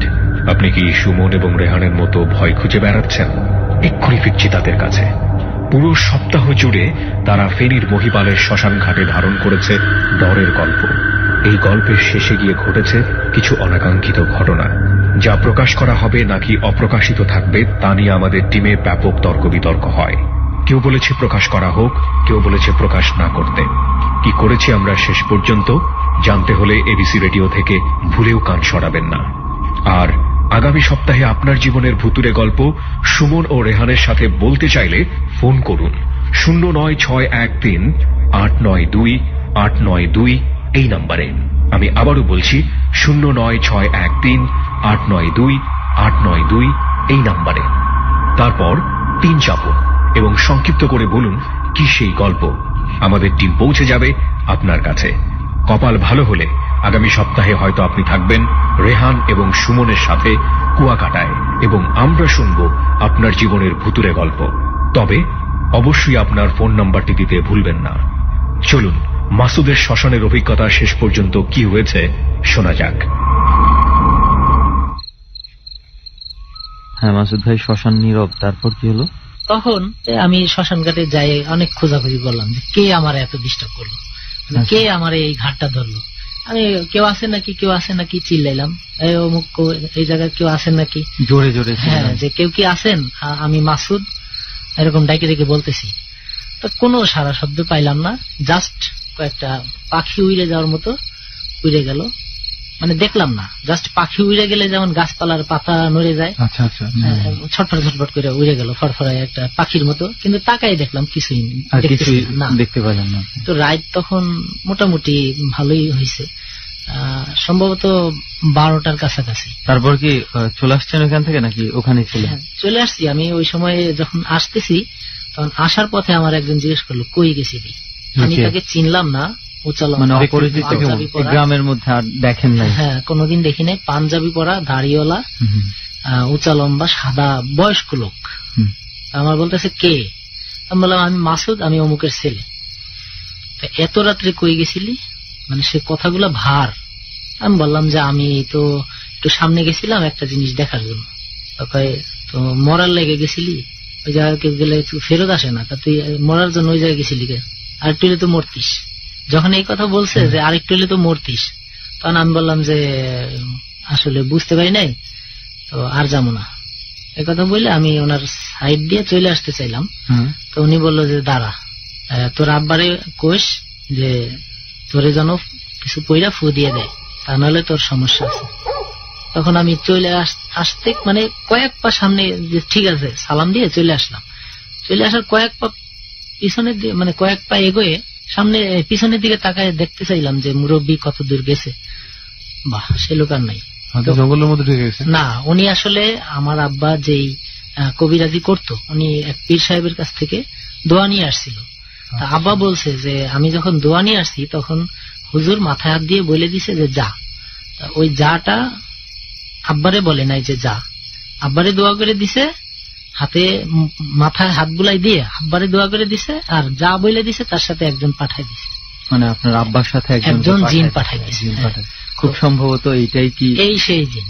আচ্ছা, তো এইটা আমি কিভাবে জানলাম, এই সেই জিন কিভাবে জানলাম? আমার আব্বারে পরের দিন আমি বললাম, মানে আব্বাকে পাইতাম না, আব্বাকে খুঁজতে হইতো মসজিদে যায়। তো একদিন মসজিদে পাইলাম, পাওয়ার পরে বললাম যে আব্বা এরকম এরকম মুরব্বী এক দাদার বয়সী, তো উনি আমারে বললো যে আপনি কিছু পয়রা ফু দিয়ে দেন, আমি অমুক সময় শ্মশানে গেছিলাম, এই পরিস্থিতি হয়েছে। তো আব্বা বললো যে খবরদার ওদিকে যাস না, ওদিকে কিন্তু ভালো না। ওদিকে যেগুলা থাকে, আব্বা তো জানেই যে জিন আছে, তো ওদিকে যেগুলো থাকে ওগুলো একটু রিস্কি। তো আব্বা বললো যে ভাগ্য ভালো তুই আমার ছেলে, তা নইলে ফিরে আসতি না। এই হলো ওই দিনকার শ্মশানের একটা গল্প। মানে আমি চিন্তা করতেছি যে দোস্ত আমরা কত জায়গায় যাই, আজকে শ্মশান ঘাটে এলাম। জামান ভাই, আপনার কি মনে হচ্ছে যে আপনি স্তব্ধ হয়ে আছি? আর আজকে বিষয়টা হচ্ছে যে একটা শ্মশানের কথা শুনলাম রেহান এই মুহূর্তে, আর আমরা নিজেরা শ্মশানে বসে আছি। মানে আমাদের সিচুয়েশনটা আমি মানে মাসুদ ভাইয়ের গেছি ওইখানে। আমি বিশ্বাস কর, আমি পেছনে তাকাই নাই। আমার যখন বলতেছিল যে ছায়ার মতো দেখলাম চতুর্দিকে ঘিরে ধরছে, আমার মনে হইতেছিল যে আমাদের চতুর্দিকে মনে কোনো কিছু চলে আসছে। আমি যেহেতু এই বিষয়টা বেশ কয়েকবার দেখছি, এই বিষয়টা আমার অনুভবের ভিতরে চলে আসে যে আমার সাথে কেউ আছে কিনা, পাশে কেউ আছে কিনা। তো যার কারণে আমার এই জায়গাটা কিন্তু খুবই ভয়ঙ্কর। তো আমার মনে হইতেছে যে আমাদের আশেপাশে কেউ ঘুরঘুর করতেছে। আমার অনুভূতিতে যেটা বলে যে আমার আশেপাশে, আমাদের চারজনের আশেপাশে কেউ ঘুরঘুর করতেছে। এটা কি আপনি কি গন্ধটা রেহান, গন্ধটা তো মোটামুটি কিন্তু বাড়তেছে। আসলে এইটা এই যে একটা গন্ধ, এই গন্ধটা কোন মানুষের তৈরি কোন ধোয়ার গন্ধ না। আচ্ছা, এখানে বসে রয়েছি, এমনি ভয় আরো বেশি বেড়ে যাবে, খালি খালি মনটা দুর্বল হইব। মাসুদ ভাই আরো মনে কিছু এমন আছে অনেক কাহিনী, আর আরো দুই একটা একটু শুনি। জি, আর এই গন্ধটা যতক্ষণ আছে মনে করবেন যে কেউ একজন আছে। তো এই পরিস্থিতিতে আমরা যেখানে বসা, এর মধ্যে যদি কারোর কোনো সমস্যা কেউ দেখতে পান যে কেউ অজ্ঞান হয়েছে, তো আউযুবিল্লাহ পইরা ফু দিবেন, আর সূরা ফাতিহা পইরা ফু দিবেন। তো আশা করি তার ভয়টা চলে যাবে। প্রত্যেকে তার বুকের মধ্যে ফু দিয়ে বসেন। আপনারা যখন নিয়ে আসছেন, আমি কিন্তু তখনই একটা কিছু অনুভব করছি যে আমরা যে যা যাইতেছি সেখানে, আমরা যেখানে বসছি এখানে কারোর আড্ডাখানা। তো আর আমার কাছে অলরেডি আল্লাহর রহমতে দোয়া কালাম নিয়েই আসি। এরপর কি হলো? ভয় নাই। এদিকে তো আসলে অনেক ঘটনাই ঘটে আমাদের সাইডে, আমাদের এই গ্রামটাতে অনেক মানুষই পাগল হয়ে যায়। অনেক সময় অনেকে গাছের উপর বসে থাকে, অথবা রাত্রেবেলা হারায় গেছে, পরদিন সকালে দেখা গেছে গাছের মাথায় সে চিত হয়ে শুয়ে আছে। গাছের মাথায় তো কোনো মানুষ চিত হয়ে শুয়ে থাকতে পারে না। সেটাই। হ্যাঁ, যখন কিনা কেউ একজন আরেকজনরে দেখায় যে এই দেখ অমুক জায়গায় অমুক ওই দেখ শুয়ে রয়েছে কিভাবে, তখন সে আস্তে করে নিচে পড়ে, অথবা কেউ যায় ধরলে তখন সে ফ্রি হয়, তখন তার নামায় নিয়ে আসতে হয়। তো যাই হোক, আমি অন্যটা না বলি, অন্য কারোটা না বলি, আমার নিজের যেগুলা বাস্তবে যেগুলো আমি পাইছি সেইগুলোই আমি বলি। তো একদিন আমাদের এই খুলনা ফুলবাড়ি গেট জাবদিপুর গ্রামে আমাদের যে পুকুর আছে, আমাদের পুকুরটা একটু ছোট, কিন্তু আমার চাচাদের পুকুরগুলা বড়। তখন উনি মেম্বার ছিল, ওনাদের পুকুরে, ওনাদের পাশের যে পুকুর, বেশ কয়েকটা পুকুর আছে, মানে তারা প্রতিযোগিতা করে পুকুরগুলা বড় বানানো, যে আমার পুকুর বড় এ বলতো আমার পুকুর বড়। তো একটা আমরা ওই বড় পুকুরগুলাতেই, বিশেষ করে আমরা স্কুল থেকে বা মাদ্রাসা থেকে আসার পর এই পুকুরগুলাতেই যায় ঝাঁপায় পড়তো। তো আমাদেরকে অনেকেই বলতো যে মাসুদ অমুক পুকুরে যায়ও না, ওই পুকুরে খুব রিক্সি। কেন? ওই পুকুরে মানুষ হারায় যায়। দেখা গেছে যে গোসল করতেছে 5-7 জন গোসল করতেছে, একজন নাই, কি ব্যাপার কই গেল, তার আর খুঁজে পাওয়া যায় না। দেখা গেছে 3 দিন 4 দিন 5 দিন পরে সে ভাইসে উঠছে মৃত। তো এসব ব্যাপারে সবাই একটু সতর্ক থাকতো যে কিভাবে। আপনার পরিচিতের মধ্যে কারো হয়েছে এরকম? আমার পরিচিত বলতে আমাদের গ্রামেরই কয়েকবারই পরে আর কি, একটা ছেলে একসাথে 7-8 জন গোসল করতেছে, ঝাঁপাইতেছে, দৌড়ায় যায় পুকুরে লাফ দিয়ে পড়তেছে। হ্যাঁ, তো মাঝখানে যায় কেউ বেশিক্ষণ থাকতো না, মানে সাঁতার পারে হয়তো এই পাশ থেকে ওই পাশে যাইতো, একসাথে যায় আবার একসাথে আসতো। এমনও হয়েছে যে একসাথে সাঁতার দিছে, পিছনের জন নাই, এরকম হয়েছে। একসাথে সাঁতার দিছে 7-8 জন, 7 জন, 6 জন আছে, একজন নাই। আচ্ছা, তো সবাই বলতো যে এখানে এরকমই হয়, বেজোর কেউ গেলে, অথবা এক বাপের এক ছেলে বা এক মায়ের এক ছেলে গেলে তারে সুযোগ পাইলে তারা নিয়ে নিত। তো চেষ্টা করতো তারে নিয়ে ওইখানে পালার জন্য। ওইখানে তাদের নাকি পরিবার আছে, তাদের আছে, আপনার তাদের একটা এলাকা আছে, তাদের একটা রাজ্য আছে। আচ্ছা, তো ওই রাজ্যের ভিতরে ওরা এই মানুষ নিয়ে যাইতো। এটা কারা বলে, এটা কোত্থেকে শুনছি? এটা শুনছি আমাদের মুরব্বী, দাদা দাদি, তারপরে নানা নানি, মানে মুখে প্রচলিত আছে। এই পুকুরটা কোন জায়গায় একটু সুন্দর করে আমার একটু বলেন না ভাই। আমাদের এটা ফুলবাড়ি গেট গ্রামের নাম জাবদিপুর। আচ্ছা, তো এই পুকুরে সবাই নিষেধ করতো যে এখানে বেশি ঝাপাঝাপি করবা না, আর এখানে মাঝখানে যায় থাকবা না, কেউ মাঝখানে যাবা না। কারণ এখানে আগেও অনেক রেকর্ড আছে যে অনেকেই হারাই গেছে, পরে মৃত পাওয়া গেছে, অথবা কারোরে পাওয়াই যায় নাই। এই আরেকটা ঘটনা আছে যে 12 বছর পরে ওই লোকটা ফেরত আসছে, মানে এই পুকুরে গিয়ে গায়েব হয়ে গেছে। হ্যাঁ, 12 বছর পরে। 12 বছর পরে। 12 বছর পরে? হ্যাঁ, উনি জীবিত। আচ্ছা, তো উনি 12 বছর আগে, এই লোকটা 12 বছর আগে উনি গোসল করতে গেছে, যে মা আমি গোসল করতে যাই। তো বলছে তুমি ভাত রেডি রাখো, আমি গোসল করে আসি। তো এই গোসল করতে গেছে, ওইখানে ওই সময় কেউ ছিল না। উনি যে গোসল করতে নামছে, একা পাইছে, ওনারে নিয়ে নিছে। উনি একা গেছিল গোসল করার জন্য? হ্যাঁ, একাই গেছে। একা গেলে ওই পুকুরে আমরা কেউ একা গোসল করতে যাই না, কেউ না, কখনোই না। আর সন্ধ্যার পরে তো কেউ ভয়েও যায় না, আগেই পানি টানি যা যা লাগে আইনে রাখে। তো এক পর্যায়ে উনি গোসল করতে যায়, যে নামছে, তারপরে আর ওনারে পাওয়া যায় নাই। পরে উনি, আমরা তো বড় হয়েছি, আমাদের তখন আমরা চিনি না, উনি দাড়ি টাড়ি আছে, চুল দাড়ি সব, 12 বছরে যা হয় এরকম পরিস্থিতিতে উনি আইসা ওনার মারে বলতেছে মা ভাত দে।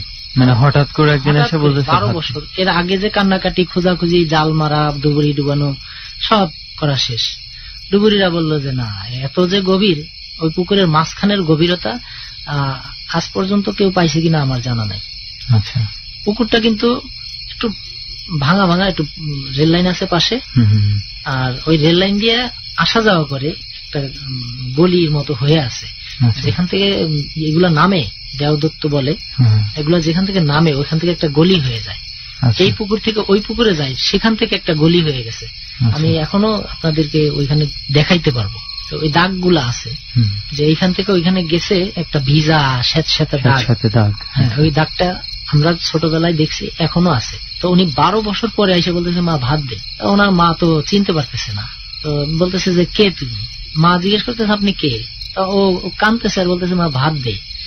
ওইখান থেকে বলে দিছে যে, মানে ওনারে যে নিয়ে রাখছে, ওনার নিয়ে রাখার পরে উনি রাজি হয় না, বিয়ে করবে ওনারে।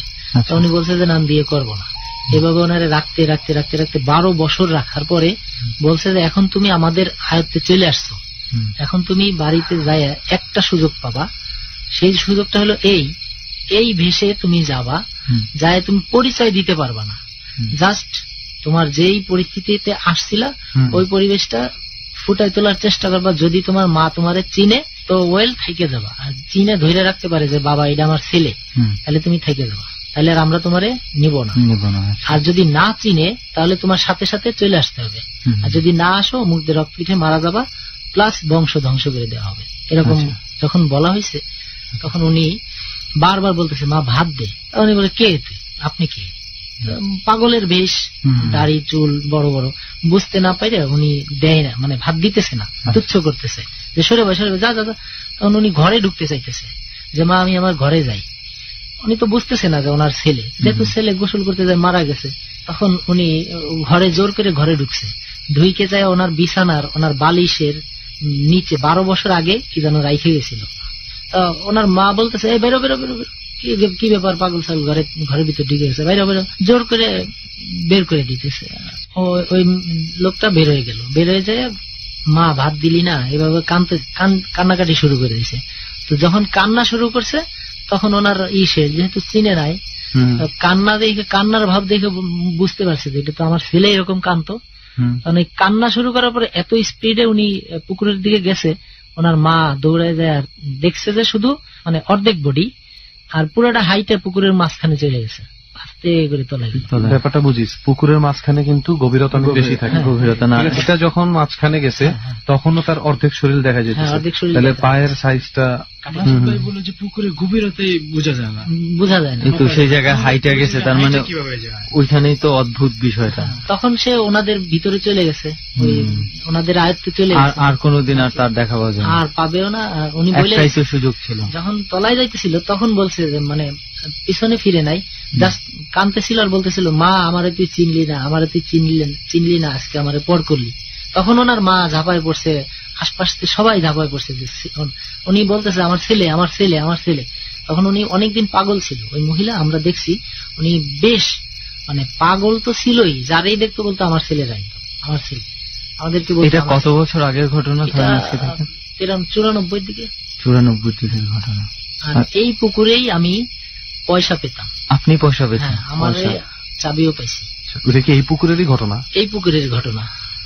সুমন, রাত কয়টা বাজে আল্লাহ জানে। এখন দেখবেন 56 সময় হাতে আছে, আরো সমস্যা নেই, প্রয়োজনে সারা রাত থাকবো আজকে।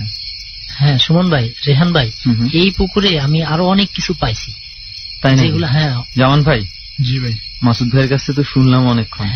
জামান ভাই আপনার দু একটা ঘটনা শুনি। অ্যাকচুয়ালি সুমন ভাই, যে জায়গাটায় আছি এটাতে অনেক ভয়ানক জায়গা। এরপরে মাসুদ ভাইয়ের ঘটনাটা খুব ভয়ানক, এমন একটা ভয় ঢুকেছে আমার ভিতরে যে আমি না পারতেছি থাকতে, না পারতেছি যেতে, কারণ শুনতেও ভালো লাগতেছে।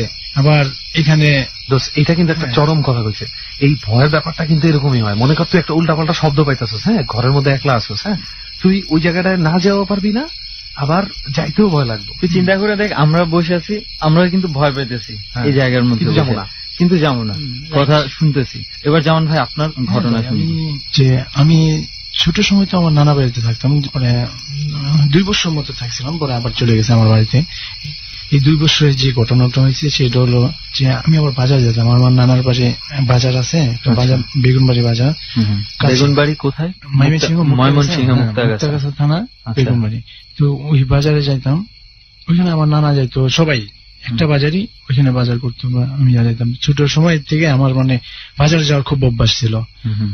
তো মানে ওই সময় তো শুনতাম যে এটা সেটা, আমার নানু বলতো কি তুমি ওই দিক দিয়ে যাও না, আর গেলে কাউকে সঙ্গে নিয়ে যাবা, তুমি তো বাজারে যাও গা, দূর পায়রা পায়রা, হ্যাঁ, পোলাপান মানুষ বুঝো না, মানে একা যাইতে নিষেধ করতে, একা যাইতে একবারই নিষেধ করছে। তো আমি আবার কি মানে ওইরকম যে ভয় পাইতাম না, হ্যাঁ, আবার যদি কোনো কিছু সামনে পড়ে যেত আমি আবার ভয় পাইতাম।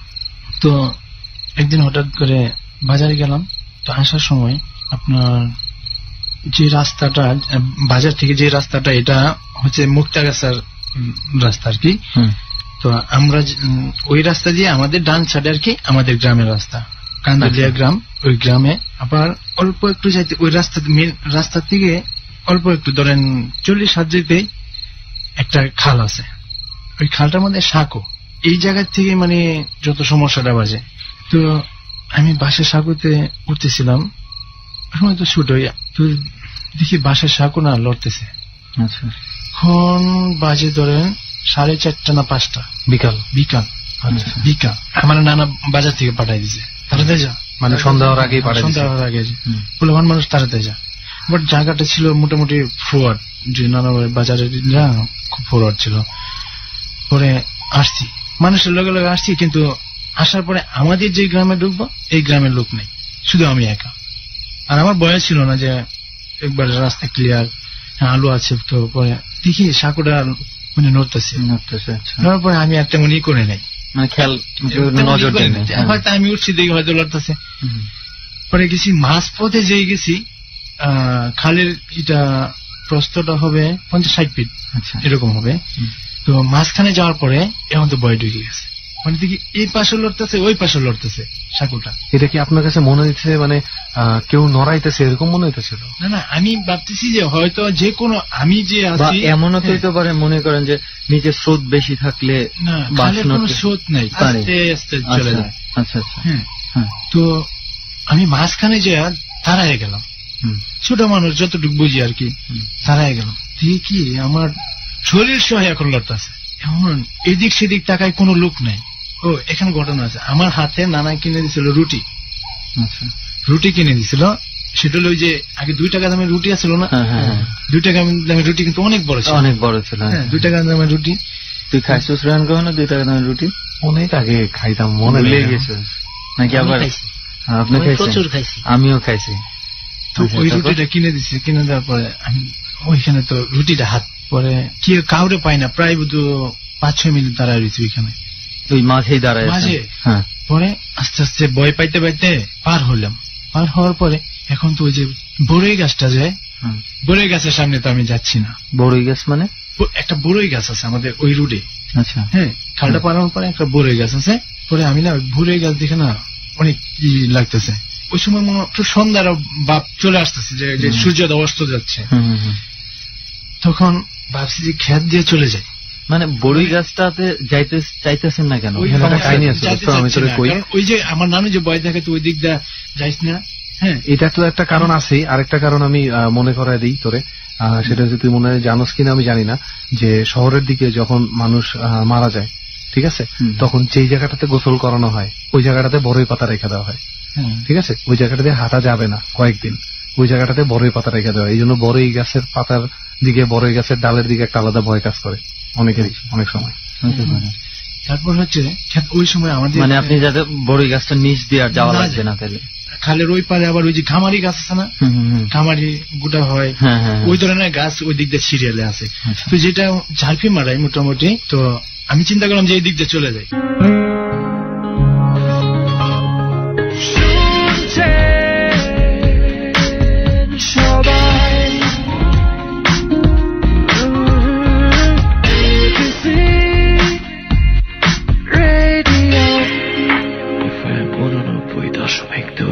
This track was downloaded from FusionBD.com.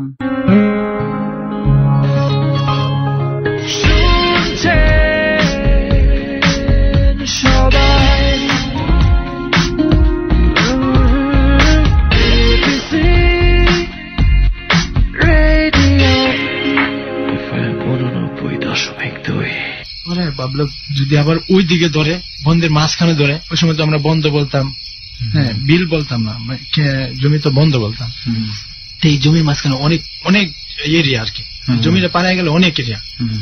পরে চিন্তা করলাম এখন যদি আবার মাঝখানে যায় ধরে, পরে কতক্ষণ থুম মারে বসে রইলাম যে দেখি কেউ আসলে তাদের সাথে যাবো। পরে চিন্তা করলাম আমি খেত দিয়ে যাবো না, খেত দিয়ে আরো বেশি ভয় লাগে। হ্যাঁ, আমি এই রুট দিয়ে যাবো, যাচ্ছি, রুট দিয়ে যাচ্ছি। হঠাৎ করে দেখি বড়ই গাছ আপনার একবার তুফানের মতো পাতা পোতা সব হয়ে যাচ্ছে, যে জ্বর হইতেছে। আচ্ছা, শুধু বড়ই গাছটা আমি বয়ে মানে ওই বড়ই গাছের মাঝামাঝি কাছাকাছি আর কি। আমি ওই সময় খালি এইভাবে চাইছি, চুপটা চাইছি। পরে সাইডে দেখি অন্য কোনো গাছই নেই। আমি দৌড় দিলাম 50-60 ফিট জায়গা দৌড়ে গেছি। তারপরে ওইখানে একটা কড়ই গাছ আছে, ওই কড়ই গাছটার এখানে যাওয়ার আগেই হঠাৎ দেখি একটা বিড়াল। আচ্ছা, তো বিড়াল আমার রুটি ডানা নিতে চাইতেছে, হ্যাঁ, লাফ মারে উঠতেছে। তারপরে আমি ওইটা ফালায় রেখে দৌড়, রুটি ফালায় রেখে দৌড়। ডর মানে ভয়। আপনাকে আরো একবার মনে করিয়ে দিচ্ছি, ডর একটি হন্টেড প্রজেক্ট। সুমন এবং রেহান দৌড়ে বেড়াচ্ছে বাংলাদেশের বিভিন্ন ভৌতিক জায়গায়। সাথে থাকছে এবিসির শ্রোতারা, অর্থাৎ আপনারা। আপনিও যদি যেতে চান এবং আপনার জীবনের কোনো ভৌতিক ঘটনা কোনো একটি বিশেষ জায়গায় বসে শেয়ার করতে চান, তাহলে ফোন করুন আমাদের 09613892892 এই নাম্বারটি আমি আরো একবার বলছি, 09613892892 এই নাম্বারে। এরপর 3 চাপুন এবং নির্দেশনা অনুসরণ করে আপনার ভৌতিক কথাগুলোর সারাংশ রেকর্ড করুন। 4 মিনিটের জন্য আমরা জামানের মতো দৌড় দিচ্ছি, তবে ভয় পেয়ে পালাচ্ছি না। ঠিক 4 মিনিট পর আমরাও ফিরব, কারণ সুমন ও রেহান ভয় পেতে ভালোবাসে। সাথে আরজি কিবরিয়া এবং ডর অনুষ্ঠানের শব্দ প্রযোজক লোবানো। ডর।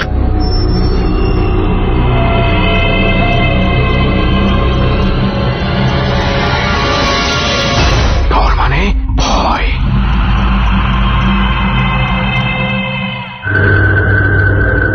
4 মিনিট পর আবারও স্বাগত ডরে। মাসুদ এবং জামানকে নিয়ে সুমন ও রেহানের মহিপালের শ্মশানে বসা ভৌতিক গল্প যারা শুনছেন, তাদেরকে মনে করিয়ে দিচ্ছি, মাসুদের পুকুরের ভৌতিক ঘটনা জানার আগেই আমরা জেনে নিচ্ছি জামানের ভৌতিক গল্প। মাসুদের পুকুরের সেই অজানা গল্প আজকে ডরের বিশেষ আকর্ষণ। জামানকে শোনার পরপরই সুমন ও রেহান ফিরে যাবে আবারও মাসুদের কাছে।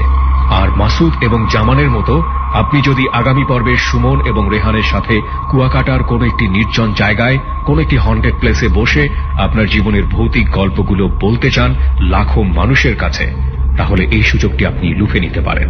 ফোন করুন আমাদেরকে, বলুন আপনার জীবনে কি ঘটেছিল খুব ছোট করে, এবং বলুন আপনার সঙ্গে যোগাযোগ করতে। সুমন ও রেহান আপনার কাছে পৌঁছে যাবে। আমাদের ফোন নাম্বারটি হচ্ছে 09613892892। আমি আবারও বলছি 09613892892। ফোন করবার পর 3 চাপবেন। এরপর নির্দেশনা অনুযায়ী আপনার কথাগুলো রেকর্ড করবেন। আমরা অবশ্যই যোগাযোগ করব আপনার সাথে। চলুন আবারও ফিরে যাই জামানের ডরের গল্পে। রুটি ফেলে দৌড়ে কুই গেলেন? দৌড় দিছি, দৌড় দেওয়ার পরে মসজিদ আছে একটা, মসজিদের দিকে চাইয়া ওইখানে একটু বসলাম। বৈশা আবার কুলাখন পাইলাম কয়েকটা আমার বেসের, ওটির সাথে আবার এইগুলি করলাম যে আমি না ভয় পাইছি। ঠিক আছে, তো যদি এইগুলি আলাপ করো, তাহলে কথা বলো, তাহলে আরো বেশি ভয় লাগবে। ঠিক আছে, আর যদি বলো তাহলে তো তুমি আর বাজারে যাইতে হইতো না। হ্যাঁ, বাজারে যাইতে, বাজারে যাইতে দিবে না, বাজারে যাইতে সেই ভয়, মানে না বলতে, সেই ভয় আর আমি ওই সময় আর বলি না। গেছি যাওয়ার পরে হঠাৎ জ্বর, হ্যাঁ ওই সময় জ্বর, এমন কাঁপনি জ্বর। আমার নানু তো পুরা ভয়। ওই সময় আমার নানাদের মানে টিন সেট বাড়ি, আর আমাকে রান্না করে রাখা হয়েছে। মানে আমি ওই টিনের ঘরে আমি যাইতে প্রস্তুত না। কেন? শব্দ শব্দ শব্দ এমন মনে হচ্ছে। আচ্ছা, ঠিক আছে, তো আমার ওইখানে রাখছে। আর আমার নানু বলছে এখানে কেন? বলছে না, এই আমার ভালো লাগে। হ্যাঁ, ওইখানে আবার একটা আমার চুকি ফালানো আছে রান্না করে। আম্মুরে খবর দিল, আম্মু গেছে। 1 দিন 2 দিন 3 দিন 4 দিন 5 দিন পরে আব্বা পরে ওই ওষুধটা নিয়ে গেছে। আগে যে ওষুধটা খাওয়াইতো এই ওষুধটা নিয়ে গেছে। নিয়ে যাওয়ার পরে এই ওষুধটা খাওয়াইছে, মোটামুটি ভালো। আমার আম্মু আর এখানে রাখলো না, নিয়ে গেল বাড়িতে। মানে আপনার নানার বাড়ি থেকে নিজেদের বাড়িতে নিয়ে আসছে। মোটামুটি ওইখানে ভালো, ওইখানে আর কোনো ভয়ও লাগে না। আর আমাদের যে বাড়িটা, এটা তো একবারে মানে মানে রাত্রে মনে হয় যে একবারে সাদা ফকফকা, কিন্তু বাড়ির পেছন সাইড, এই সাইড খেলে একটু অন্ধকার। আচ্ছা, মোটামুটি বেশ কয়েকদিন কাটাইছে। ওই সময় আমি ক্লাস 4-এ পড়ি, মনে হয় 7 আমাকে ভর্তি করে আমার নানার বাড়িতে। তারপরে আবার গেছি, কিন্তু ওই সময় ওই যে বয়ারিটা, এই আমার বাড়িতে 2-3 বছর যে আসছিলাম ওটা কিন্তু কেটে গেছে। তো যাওয়ার পরে মাসখানিক পরে আরেকদিন আসতেছি, সেটা হলো ওই দিন আবার ইন্ডিয়ার বাংলাদেশে খেলা। আচ্ছা, খেলাটা দেখে আসতেছি। ওই সময় রাত 10:30 মনে বাজে। গ্রামের বাজার তো সবাই চলে যায়। নানা আবার বলছে যে তুই জায়গা, আমি আসতেছি। ওই দিন আবার বাজারের দিন ছিল। পরে আমি বাজার থেকে রওনা দিলাম। কিছুক্ষণে যাওয়ার পরে দেখলাম 2টা লোক যাচ্ছে। আমি ভাবলাম যে ওরাও তো মনে হয় আমাদের গ্রামে ঢুকবে। হ্যাঁ, যাই, আমি ওই হিসাবে চলে যাচ্ছি। আমি যখন আমাদের গ্রামের রাস্তাতে যাবো, তখন দিয়ে ওই লোক 2টা ওই সোজা যাচ্ছে। মানে আপনাদের গ্রামের আর ঢুকতেছে না। এখন তো আমি একা। এত অন্ধকার, মানে ভীষণ অন্ধকার। সেই ছোট্টবেলার ভয়ের কথা মনে পড়ে গেছে আপনার? তখন তো ওই আগের ঘটনা এবং নানু যে বলছে এগুলি যা আছে সব একসাথে হইতেছে। বাজারে বেক আমার সাথে, আমি এখন আর ওই রাস্তায় নামতেছি না, এমন ভয় লাগতেছে, অন্ধকার তো মানে কিছু দেখা যাচ্ছে না। আমি যে রাস্তাটা দেখে যাব এমন পরিবেশ না। এরপরে সাঁকো, এই সাঁকো আমি কিভাবে পার হবো? আচ্ছা, একটা জিনিস না জিজ্ঞাসা পারতেছি না আসলে। আমি অনেক ছোটবেলায় আমার চাচার বাসায় যাওয়ার সময় এরকম একটা সাঁকো ছিল, ঠিক আছে? তো ওই সাঁকোটা আমি ভয় পাইতাম, অবশ্য ভূতের ভয় না, আমার ভয় লাগতো। আমি মানে ওই যে নিচে পানি, মাত্র এক বাঁশের সাঁকো ছিল, একটা বাঁশ, আর অনেকগুলো থাকে 4-5টা বাঁশ দিয়ে বানানো। আপনাদের সাঁকোটা কেমন ছিল? এটা আমার একটা বাঁশের ছিল, একটা বাঁশের। মানসিক ভাবে দোস্ত, মানসিক ভাবে ভয়ে আয়সা পড়ে একটা, জানো? তারপরে আমি এইখানে দাঁড়ায় রইলাম যে দেখি 2-4টা মানুষ আসে কিনা। প্রায় 5-10 মিনিট দাঁড়ায় রয়েছি, কেউ আসে না। আরো তো রাত হয়ে যাচ্ছে। পরে আমি চিন্তা করলাম যেটা হয় হবে, আস্তাগফিরুল্লাহ পড়তেছি, লা হাওলা ওয়ালা কুওয়াতা ইল্লা বিল্লাহিল আযীম, এগুলি পড়তেছি। খালি আমার বাড়ি পর্যন্ত যায়, কারণ 2টা থেকে 3টা পা খাই দিছি। পরে আর আমার মন চলে না, আবার পেছায় গেছি মিনিমাম 20 হাত। আমি বাজারের দিকে আবার হাঁটা ধরছি যে না আমি যাবো না। ওই সময় দেখলাম যে 2-3 লোক আবার আসতেছে। হ্যাঁ, এখন মনে হয় যাওয়া যাবে। তো ওই লোকটি দেখলাম যে আমার সাইড দিয়ে ক্রস করে চলে গেল, ওরা আর এই রোডে ঢুকে না। এখন আমি বাজারে যাব, বাজার থেকে যতটুকু আসছি আমার বাড়িতে আসতে আরো অনেক কম। পরে চিন্তা করলাম না, মরে গেল, চলে যাবো। আবার আসলাম, আবার আইসা মানে কিছু রাস্তা আসলাম, যে এখন তো ওই ভয়টাই যে সাঁকুর মধ্যে উঠার পরে সাঁকু কাঁপাকাঁপি হয়েছে। ওই শুটের সময় ওই ঘটনা ওইটা মনের মধ্যে গাইতে আছে যে আমার কি সাঁকুর উঠার আগে কি আমার মাইরা ফেলা নাকি শয়তানে। যে সাইডটা আছে না আপনার ওই খালের সাইডটা, এই সাইডে তো ওই যে আপনার ওই যে গামারি গাছের জাফি মারা, হ্যাঁ পাতা ঘন ঘন জাফি মারা। কিন্তু এই ভয়টা অন্ধকার আরো ভয়। আবার যাই, আবার পাশাই, ওই যে 2 কাক যাই 3 কাক পাশাই, 20-30 বার এরকম খালি খেলাই করলাম, আর আগাইতে পারলাম না। পরে লাস্ট মুহূর্ত চোখ বন্ধ করে, রাস্তাতে এমনি দেখি না, হ্যাঁ ওই সুরা কেরাত কইতে সাঁকো পর্যন্ত পাড়া দিতে গামারি গাছ আছে না, এগুলি কেমন জানি পানির মধ্যে চাপাইতেছে। পানি কোনো বাতাস নাই, কিছুই নাই, খাস পড়ে গেছে। হ্যাঁ, এখন ওইন থেকে দৌড় মারে আবার চলে গেলাম পেছনে বয়ে। কেউ তো আসে না ওই সময়। আমার যেটা ধারণা, আমি প্রায় 1 ঘন্টা ওয়াইট হয়ে গেছে, নানাও আসতেছে না। নানা তো ওই যে আসে 12টা, 12:30, 1টা, আবার বয়ে আমি থাকলে যদি আবার কোনো কিছু হয়ে যায়, আবার বয়ে দৌড় দিয়ে সাঁকুর মধ্যে উঠলাম। ওইটা পরে সাঁকুরা মানে এমন ভাবে পার হয়েছি, মানে আমার কাপ নিতে সাঁকু জন বাইয়া যাবো এমন অবস্থা, আমার শরীরে এমন কাঁপতেছে। ওই কাঁপতে কাঁপতে পার হইলাম। পার হইয়া ওই আগের বই আমি এখন কোন দিক দিয়ে যাবো, ক্ষেতের ভিতর দিয়া নাকি সামনে বড়ই গাছ। হঠাৎ করে দেখি যে বিড়াল ডাকছে, আবার এই সাইডে হয়েছে আপনার কাদা ক্ষেত। এখন তো যাওয়ার মতো আর কোনো পজিশন না যে এই দিক দিয়ে ভয় পেয়েছি ওই দিক দিয়ে চলে যাবো।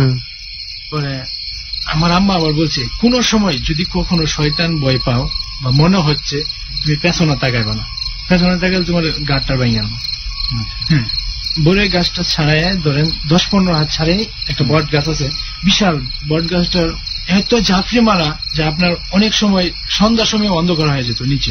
ভাই একটু যেমন ভাই একটু বুঝায় বলেন। ওই না আমি করে বুঝাই, এটা হচ্ছে ঝাঁপড়ি মারা বলতে বুঝাইছে অনেক ঢালপালা আছে, অনেক পাতা, আপনি ঢুকার মতো কোনো পজিশন নেই, ওই গাছে আপনি ঢুকবেন ঝোপঝাড় মানে এতই পাতা। তারপর ওই যে বট গাছ থেকে কি শস্য ওই যে জুজুর করে শব্দ করে পানির মধ্যে কি পড়তেছে, তো আরেক ভয় ঢুকে গেছে। ওই দিকে আর যেতে পারতেছে না, এই বিড়ালে মেউ মেউ করতেছে, ওই দিক দিয়ে ওই ঝরঝরের শব্দ হইতেছে, মানে একটা ঝড়ের মতো পড়ে গেছে। আমি পরে কোন সমস্যা বললে শয়তান ময়তান বা আবিজাবি দেখলে লা হাওলা ওয়ালা কুওয়াতা ইল্লা বিল্লাহিল আযীম এইগুলি পড়বা। এইগুলো পড়তে পড়তে পড়তে বয়ে কাঁপতে কাঁপতে বাজারের ব্যাগ আবার সাথে কাঁপতে কাঁপতে কাঁপতে কাঁপতে চলে গেলাম। মানে একটু পার হইলাম, ওই রাস্তাতে ঘোরার সময় একটা কোনা পড়ে আর কি। হ্যাঁ, পরে ওই কিনারে একটা করে গাছ আছে, করে গাছের সামনে যে আমার বিড়াল হাজির, একই বিড়াল, ওই একই বিড়াল, কিন্তু আমি দেখতে পাচ্ছি না, অন্ধকারে দেখতে পাচ্ছি না, কিন্তু সে আমার সামনে দিয়ে হাঁটতেছে। তখন আমি দেখতেছি সে সামনে দিকে যাচ্ছে, আর ওই সাইডটা ডান সাইডে একটা বাড়ি আছিল, হ্যাঁ ওই বাড়ির পেছনে আবার একটা বাড়চার আছে, বিশাল একটা তেঁতুল গাছ আছে। হ্যাঁ, যে তেঁতুল গাছে মনে করেন এর আগে অনেক লোকের নিয়ে গেছে। হ্যাঁ, ওই কথাটা আমার স্মরণ পড়ে গেছে। অনেক লোকের নিয়ে গেছে মানে 2-3 জন ওই তেঁতুল গাছে নিয়ে গেছে, তেঁতুল গাছে ঘুরে নিয়ে গেছে, তেঁতুল গাছের উপরে উঠায় বসায় রাখছে। মানে অনেক সময় মানুষের রূপ ধরে বলতো এই ওই দিক চল, লয়ে যেত, তুই ওই দিকটা যাস কি, এই দিক যা। এটা অনেক দেশে কলা গাছ ছিল, কলা গাছের ওই চিপা দিয়ে নিয়ে যেত, মানে ভালো রাস্তা রেখা বাজে রাস্তায় নিয়ে যেত। আচ্ছা। পরে আমি কি করলাম, আমার সামনে দিয়ে বিড়াল যাচ্ছে হেঁটে, মানে এতই ভয় লাগছে যে আমি জোরে জোরে বলতেছিলাম, হঠাৎ করে বিড়ালটা নাই। মানে কান্দন অবস্থায় পাশে আর একটা পুকুর আছে, পুকুরে আবার কাটা তারে বেড়া আছে। হঠাৎ করে একটা শিয়াল না কুকুর কি হয়ে জানি আমার হাত লিয়া, মানে হাতের মাঝে ঘষা মেরা দৌড় দিল। আচ্ছা। লাগে আমার এদিকে মনে হয় যে কাটা ফুটছে গা, এমন ওই অন্ধকার তো আর দেখি নাই। আমি এগিয়ে যাচ্ছি, মসজিদের কাছাকাছি যাচ্ছি, দেখি 5-7টা কুকুর এসে আমাকে গ্রাও। আচ্ছা আচ্ছা। এই পাশে মসজিদ, আমি এই জায়গা রোডের পাশে মসজিদ, আমার মসজিদের পাশে। ওইখানে কোনো মানুষজন নাই? বাড়ি সাইডে বাড়ি। আচ্ছা। অনেক রাত্র হয়ে গেছে। পরে চোখ বন্ধ করে আমি দাঁড়ায় রয়েছি, কোনো কথা নেই, আমার শরীর কাঁপতেছে আর মনে মনে লাহাওলা যে বলবো ওইটাও আর বলা হয় না, এমন অবস্থা হয়েছে। তো পরে আমি কি করলাম, চোখ মন যে মানে দৌড় দিলাম, মানে চোখ বন্ধ করে দৌড় দিলাম, যেটা মানে চোখ সামনে যাই উষ্টা খায় পড়ে গেছি, কিছুক্ষণ যাই উষ্টা খায় পড়ে গেছি, মানে 10-12 হাত জায়গা গেছি, বাড়ির কাছাকাছি পড়ছি। এরপর মোটামুটি একটা সাহস আসতেছে আস্তে আস্তে। তো ওই দিকে ঢুকছি, ঢুকার পরে আমি জীবনেও দেখি নাই যে আমার নানার বাড়ির সামনে এমন যে ভয়ানক কিছু আছে। তো ওই দিন আমার কাছে বাড়ি ঢুকার আগে কবরস্থান আছে, কবরস্থান যেখানে আমার নানাদের যারা মারা যায়, মানে পারিবারিক কবরস্থান। এত লোকের কবর দেওয়া হয় নাই, মোটামুটি একটা নতুন তো দেওয়া হয়েছে। কবর আগে যে জায়গায় দিত ওই জায়গা আর কি নাই, জায়গা বন্ধ হয়ে গেছে, এখন নতুন দিতেছে। মোটামুটি কয়েকটা কবর হচ্ছে। তো আমি ওই জায়গাতে নামলাম, আসতেছি, হঠাৎ করে কি জানি আমার সামনে দাঁড়ায় গেল, অনেক উঁচা মনে হলো। এখন তো আমার মানে ভিতরে কিছুই নাই যে আমার বাড়ির সামনে এমন। হ্যাঁ, আমি এমন একটা চিৎকার দিছি। কি দেখলেন আপনি ওটা? মানে মানুষ, মানে মূর্তি না মানুষ কি আমি কিছু বুঝতে পারতেছি না। তো হঠাৎ করে লম্বা হয়ে দাঁড়ায় গেছে। হ্যাঁ, অন্ধকার তো কিছু দেখতে পাচ্ছি না। পরে আগা যাবো দেখি আমি আগাইতে পারতেছি না। আমি এমন চিৎকার দিছি যে চিৎকারের যন্ত্রণায় নানু আবার মাঝে মাঝে সজাগ পাওয়া যায়। হ্যাঁ, যেখানে আমি, ওইখান থেকে আমার নানুর ঘরটা হচ্ছে মিনিমাম 40 হাত দূরে। আচ্ছা। তো আমাদের আবার ওই কবর যে কবরস্থান, তার পাশে আবার লেবু বাগান। তো অন্য তো লেবু বাগান তো আবার অনেক জঙ্গলের মতো দেখা যায়, মানে ঝুপড়ি আকারে থাকে। ওটা আর কি আমাদের বাইরের পাশে আর কি। আবার সাইডে শুনি যে কাঁদতেছে, অনেকক্ষণ দৌড়াচ্ছি, কিন্তু আপনি জায়গা থেকে নড়তেছেন না। আমি জায়গা থেকে নড়তেছি না, মানে ইলিউশনটা বুঝতে পারতেছে এখানে।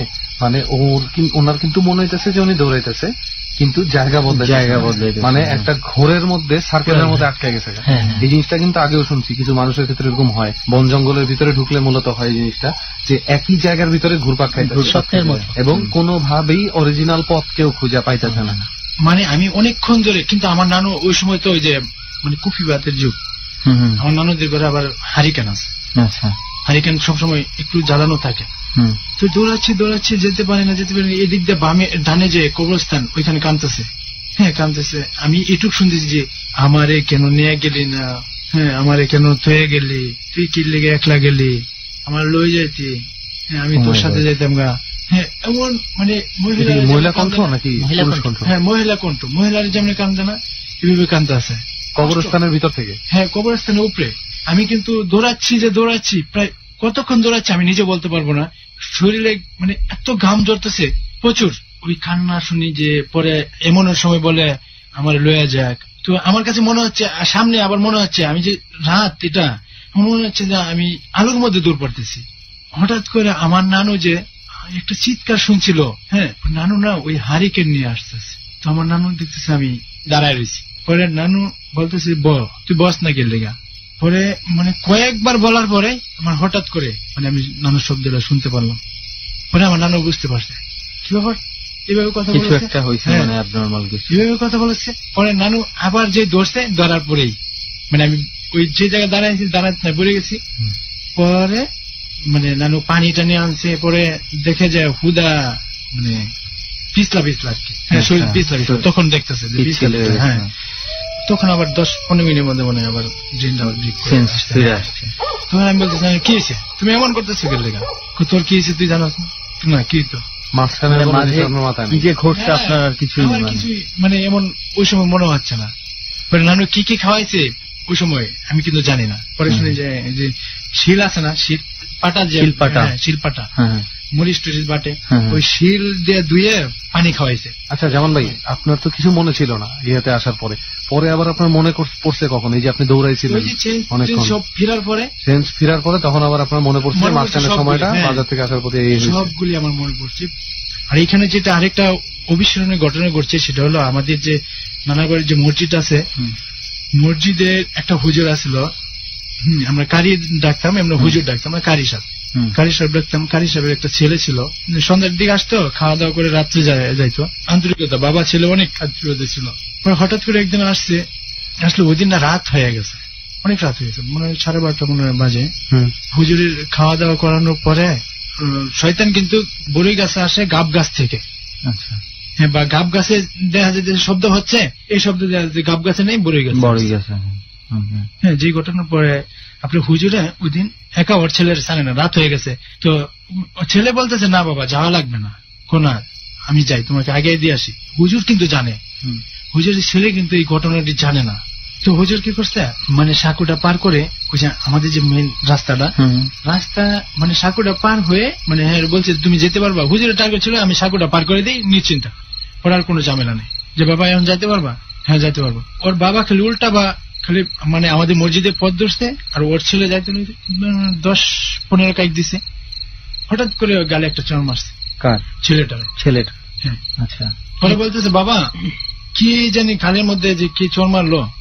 আরে যাবো, এগুলো কিছু না, মানে ওই ভয়টা আর কি ছেলেটা দিচ্ছে না, যে আমি বলবো যে শয়তান ভাই আবু যাবি, ভয় পেয়ে যাবে। আরো হুজুরে আবার ওই যে হুজুরে যতটুকু মানে দোয়া কালাম ইন্তিকে পড়ে দিচ্ছে ছেলেটা কিছু না হয়।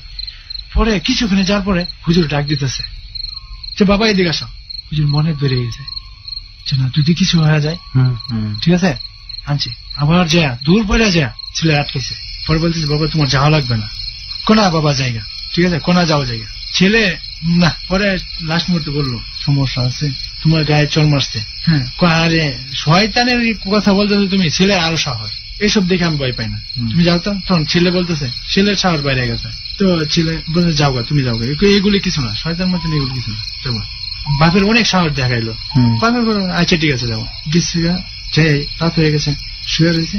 সকালে তার মা তার বোন মানে ডাকতেছে, মানে ছেলেটার। পরে দরজা খুলে না, অনেক ডাকা ডাকি, দরজা খুলে না। পরে যায় দরজা, ওই খিলের দরজা, তো খিল খুলছে, যায় মৃত মারা গেছে, ছেলে মারা গেছে। তো কি ওই দিন ওই থাপড়ের কারণে না? হ্যাঁ, পরে এই যে এটা বেসে গেছে জায়গার মধ্যে বেসে গেছে। পরে হুজুর তো আমি কেন নিয়ে গেলাম না, আমার মসজিদে যদি আমি নিয়ে যেতাম তাহলে এই ঘটনা হয় না। পরে হুজুর আর আমাদের এলাকায় আসে নাই, মানে উনি চলে গেছে জন্য। আসলে বলার কিছু নাই, এইটুকি ছিল যে আমার জানা মতে এইটুক বয়েরই দেখেছি এই অভিজ্ঞতাটা। তবে জানেন ভাই, আপনার যে ওই যে কবরস্থানের সামনের অভিজ্ঞতা ভাই, ওই যে আপনার কণ্ঠটা যে শুনছেন, এই মানে এই জিনিসটা কিন্তু আমার যখনই বলছে যে একটা ওই চিৎকার শুনতেছে তখনই আমার শরীরে পছন্দ। কথাটা দেখছস তুই, আমারে নিয়ে যা। হ্যাঁ, এবং আমার কাছে একটা জিনিস কিন্তু মনে হয়েছে যে উনি যে যতক্ষণ কিছু মনে ছিল না, হঠাৎ করে হ্যাঁ একটা পর্যায়ে কিছু বুঝতেছিল না, দেখতেছিল না, হয়তোবা তার সাথে ছিল কিছু একটা, তার শরীরটাকে ব্যবহার করে হয়তো কিছু দূর সে আগে হইতে পারে। হ্যাঁ, ওই যে ওনারা বলছে যে আমার নিয়ে যা, তখন যে দৌড় শুরু করছে, এই দৌড়টা জামান ভাই দৌড়ায় নাই, তাকে তার দেহটা ব্যবহার করে তাকে সেন্সলেস করে নিশ্চয়ই কেউ একজন দৌড়াইছে। আচ্ছা, একটু রেহান মনে আছে মাসুদ ভাই কিন্তু একটা পুকুরে বলছিলেন কিন্তু শেষ হয়নি, অনেক কিছু আছে। আসলে জামান ভাইয়ের ঘটনাগুলো শোনার পরে এমনিতেই চারপাশে খুব থমথমে, আর আমি বলে রাখি আমরা কিন্তু এখানে আর বেশিক্ষণ থাকতে পারবো না, একটা প্রহরের ব্যাপার আছে, ঠিক আছে। ঠিক 4:30 পৌনে 5টার দিকে, মানে সূর্য যখন মাত্র উঠতে শুরু করে, মানে ফজরের আযানের ঠিক আগে আগে, ওই সময়টাতে এমন জায়গায় না থাকাই ভালো। তো আমরা এর মধ্যেই আমরা এটা শেষ করে ফেলি। আমার জীবনের বাস্তব একটা ঘটনা, আরো একটা ঘটনা আমি বলতেছি। সেটা হলো আমরা যে পুকুরটার কথা বললাম যে একটা লোক 12 বছর পরে আবার চলে গেছে, ওই পুকুরটার মাঝখানের গভীরতা কেউ মানে যতই সাহসী লোক হোক ডুব দিয়ে যত দূরই গেছে গভীরতা পারে না। তারপর তো ওই পুকুরে আমরা দেখছি, আমরা দুপুর দিকে একবারে মানে জোহরের টাইমে, সূর্য যখন ঠিক মাথার উপরে, এটা আরেকটা প্রহর, ওই টাইমে একটা মাথা দেখা যায়। মাথাটা কেউ তার ফেস কোনোদিন দেখে নাই, শুধু মাথাটার চুল, বিশাল চুল, আপনার 5-6 হাত লম্বা হবে, তারও বেশি। চুলগুলা সাপের মতো ছড়ায় থাকতো, আর ওইটা ভাসতো। সন্ধ্যার দিকে পুকুরে নামতেন? হ্যাঁ, মাঝখানে সহজে কেউ যাইতাম না। আচ্ছা, তারপর কি হলো? যেহেতু ওটা পুকুর, আপনার ঘাট ছিল এখনো 3টা ঘাটই আছে, 3টা ঘাট। তো এই 3 ঘাটের কারণে আরো একটু রিস্কি থাকতো, যেহেতু বেজোর ঘাট। আমরা সবসময় চেষ্টা করতাম আর একটা ঘাট বানানোর জন্য, 4 নম্বর ঘাট দিয়ে, বেশিরভাগ আমরা অন্য সাইড দিয়ে নামতাম, মানে ঘাট গুলা কম ব্যবহার করতাম। তো এক পর্যায়ে নামতে নামতে, গোসল করতে করতে সাহস মোটামুটি চলে আসছে, যে শ্মশান গেটে চলে আসলাম, তাই কিছু হলো না। ওই যে শ্মশানে যে আমার যে ঘাড় ধরছিল, সেই ঘাড়ের ব্যথা আমার প্রায় 3-4 মাস ছিল। 3-4 মাস আমি বুক ডাউন করছি। হাত, ক্রিকেট বা ফুটবল খেলতে গেলে বা হাডুডু খেলতে গেলে আমরা যে এক্সারসাইজ গুলা করি, ওগুলা করতাম দিনে রাত্রে, সকালে নামাজ পড়তাম, কিন্তু এই ঘাড়ের যে ব্যথা আমার প্রায় 4 মাসের মতো ছিল, এগুলা মালিশ করেও কমাইতে পারিনি। তো যাই হোক, পুকুরে আমরা যখন গোসল করতে যাইতাম, দ্বিতীয় যে ঘাটটা, এই দ্বিতীয় ঘাটটা দিয়ে, ওই ঘাট দিয়ে নামতাম। ডর মানে ভয়। শান্ত একটা বাতাস, চারপাশে শুনশান নীরবতা, একলা আপনি, অন্ধকার ঘর, কিচ্ছু নেই, কেউ নেই, শুধু আপনি আর আমাদের ডর। তবেই আপনি চিনবেন ডরকে। যারা ভয় পেতে ভালোবাসেন, রেহান এবং সুমনের মতো, তাদের জন্যই এই অনুষ্ঠান ডর। তবে মনে রাখবেন, ডরের রেসিপি হচ্ছে একটা শান্ত শুনশান জায়গা, একলা আপনি, রেডিওর ক্লিয়ার সাউন্ড এবং অন্ধকার ঘর। এরপর মনোযোগ দিয়ে শুনুন আরজে কিবরিয়া, লোবান, সুমন এবং রেহানের অনুষ্ঠান ডর। আর আমাদের সাথে আপনার জীবনে ঘটে যাওয়া দুর্ধর্ষ ভৌতিক ঘটনা নিয়ে যোগ দিতে আপনি আমাদেরকে ফোন করতে পারেন 09613892892 এই নাম্বারে। আমি আবারও বলছি 09613892892 এই নাম্বারে। পুরো সপ্তাহ জুড়ে খোলা রয়েছে নাম্বারটি। যে কোনো সময় ফোন করে 3 চাপুন। এরপর ডরে কথা রেকর্ড করবার জন্য নির্দেশনা অনুসরণ করুন। আপনার যে সময়টি বরাদ্দ করা হয়েছে, সেই সময়ের মধ্যে আপনার জীবনে ঘটে যাওয়া ভৌতিক ঘটনার সারাংশ আমাদেরকে বলুন, আমরা আপনার সঙ্গে যোগাযোগ করব। আপনার ফোন নাম্বারটি দিতে ভুলেও ভুল করবেন না। এবং আরো একবার মনে করিয়ে দিচ্ছি, আগামী সপ্তাহে সুমন এবং রেহান যাচ্ছে কুয়াকাটার সমুদ্র সৈকতের কোন একটি হন্টের জায়গায়। এ পর্যায়ে একটা বিরতি নিচ্ছি। একটু পর রাত 1টা বাজবে এবং 1টা বাজলেই আজকের ডরের আসল টেস্ট। মাসুদের অতিপ্রাকৃত সেই পুকুরে কি ঘটেছিল তা জানবো আমরা ঠিক রাত 1টায়। ডর।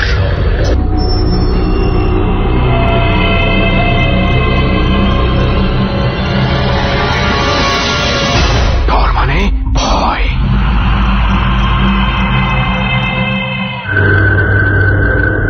আপনি কি বিশ্বাস করবেন, প্রায় 2 দিন ধরে আমার বাম চোখের পাতাটা লাফাচ্ছে, এবং এটা নিয়ে এক ধরনের লোকজ কথাও প্রচলিত রয়েছে, অশুভ শক্তিও বলে থাকেন অনেকে। গত রাতে একটা অশরীরী হাত বেশ কয়েকবার আমার গলাটা চেপে ধরেছে। খুব আপনজনের মৃত্যু ভয় আমাকে ঘুম থেকে বারবার জাগিয়ে দিয়েছে। আমি জেগে গেছি এই কারণে, মরতে ভয় লাগে। মরার ভয় সবারই হয়, বিশ্বাস করুন আর নাই করুন। আমি আরজে কিবরিয়ার জীবনে গত 2 রাতে এই ঘটনাগুলোই ঘটেছে।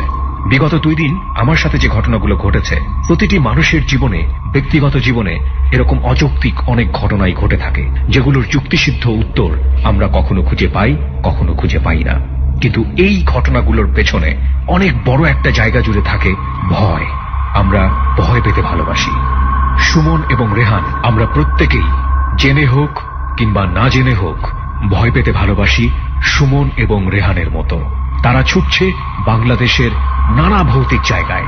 যদি আপনিও যেতে চান তাদের সাথে, বলতে চান আপনার জীবনের ভৌতিক ঘটনাগুলো, তবে এক্ষুনি ফোন করুন 09613892892 এই নাম্বারে।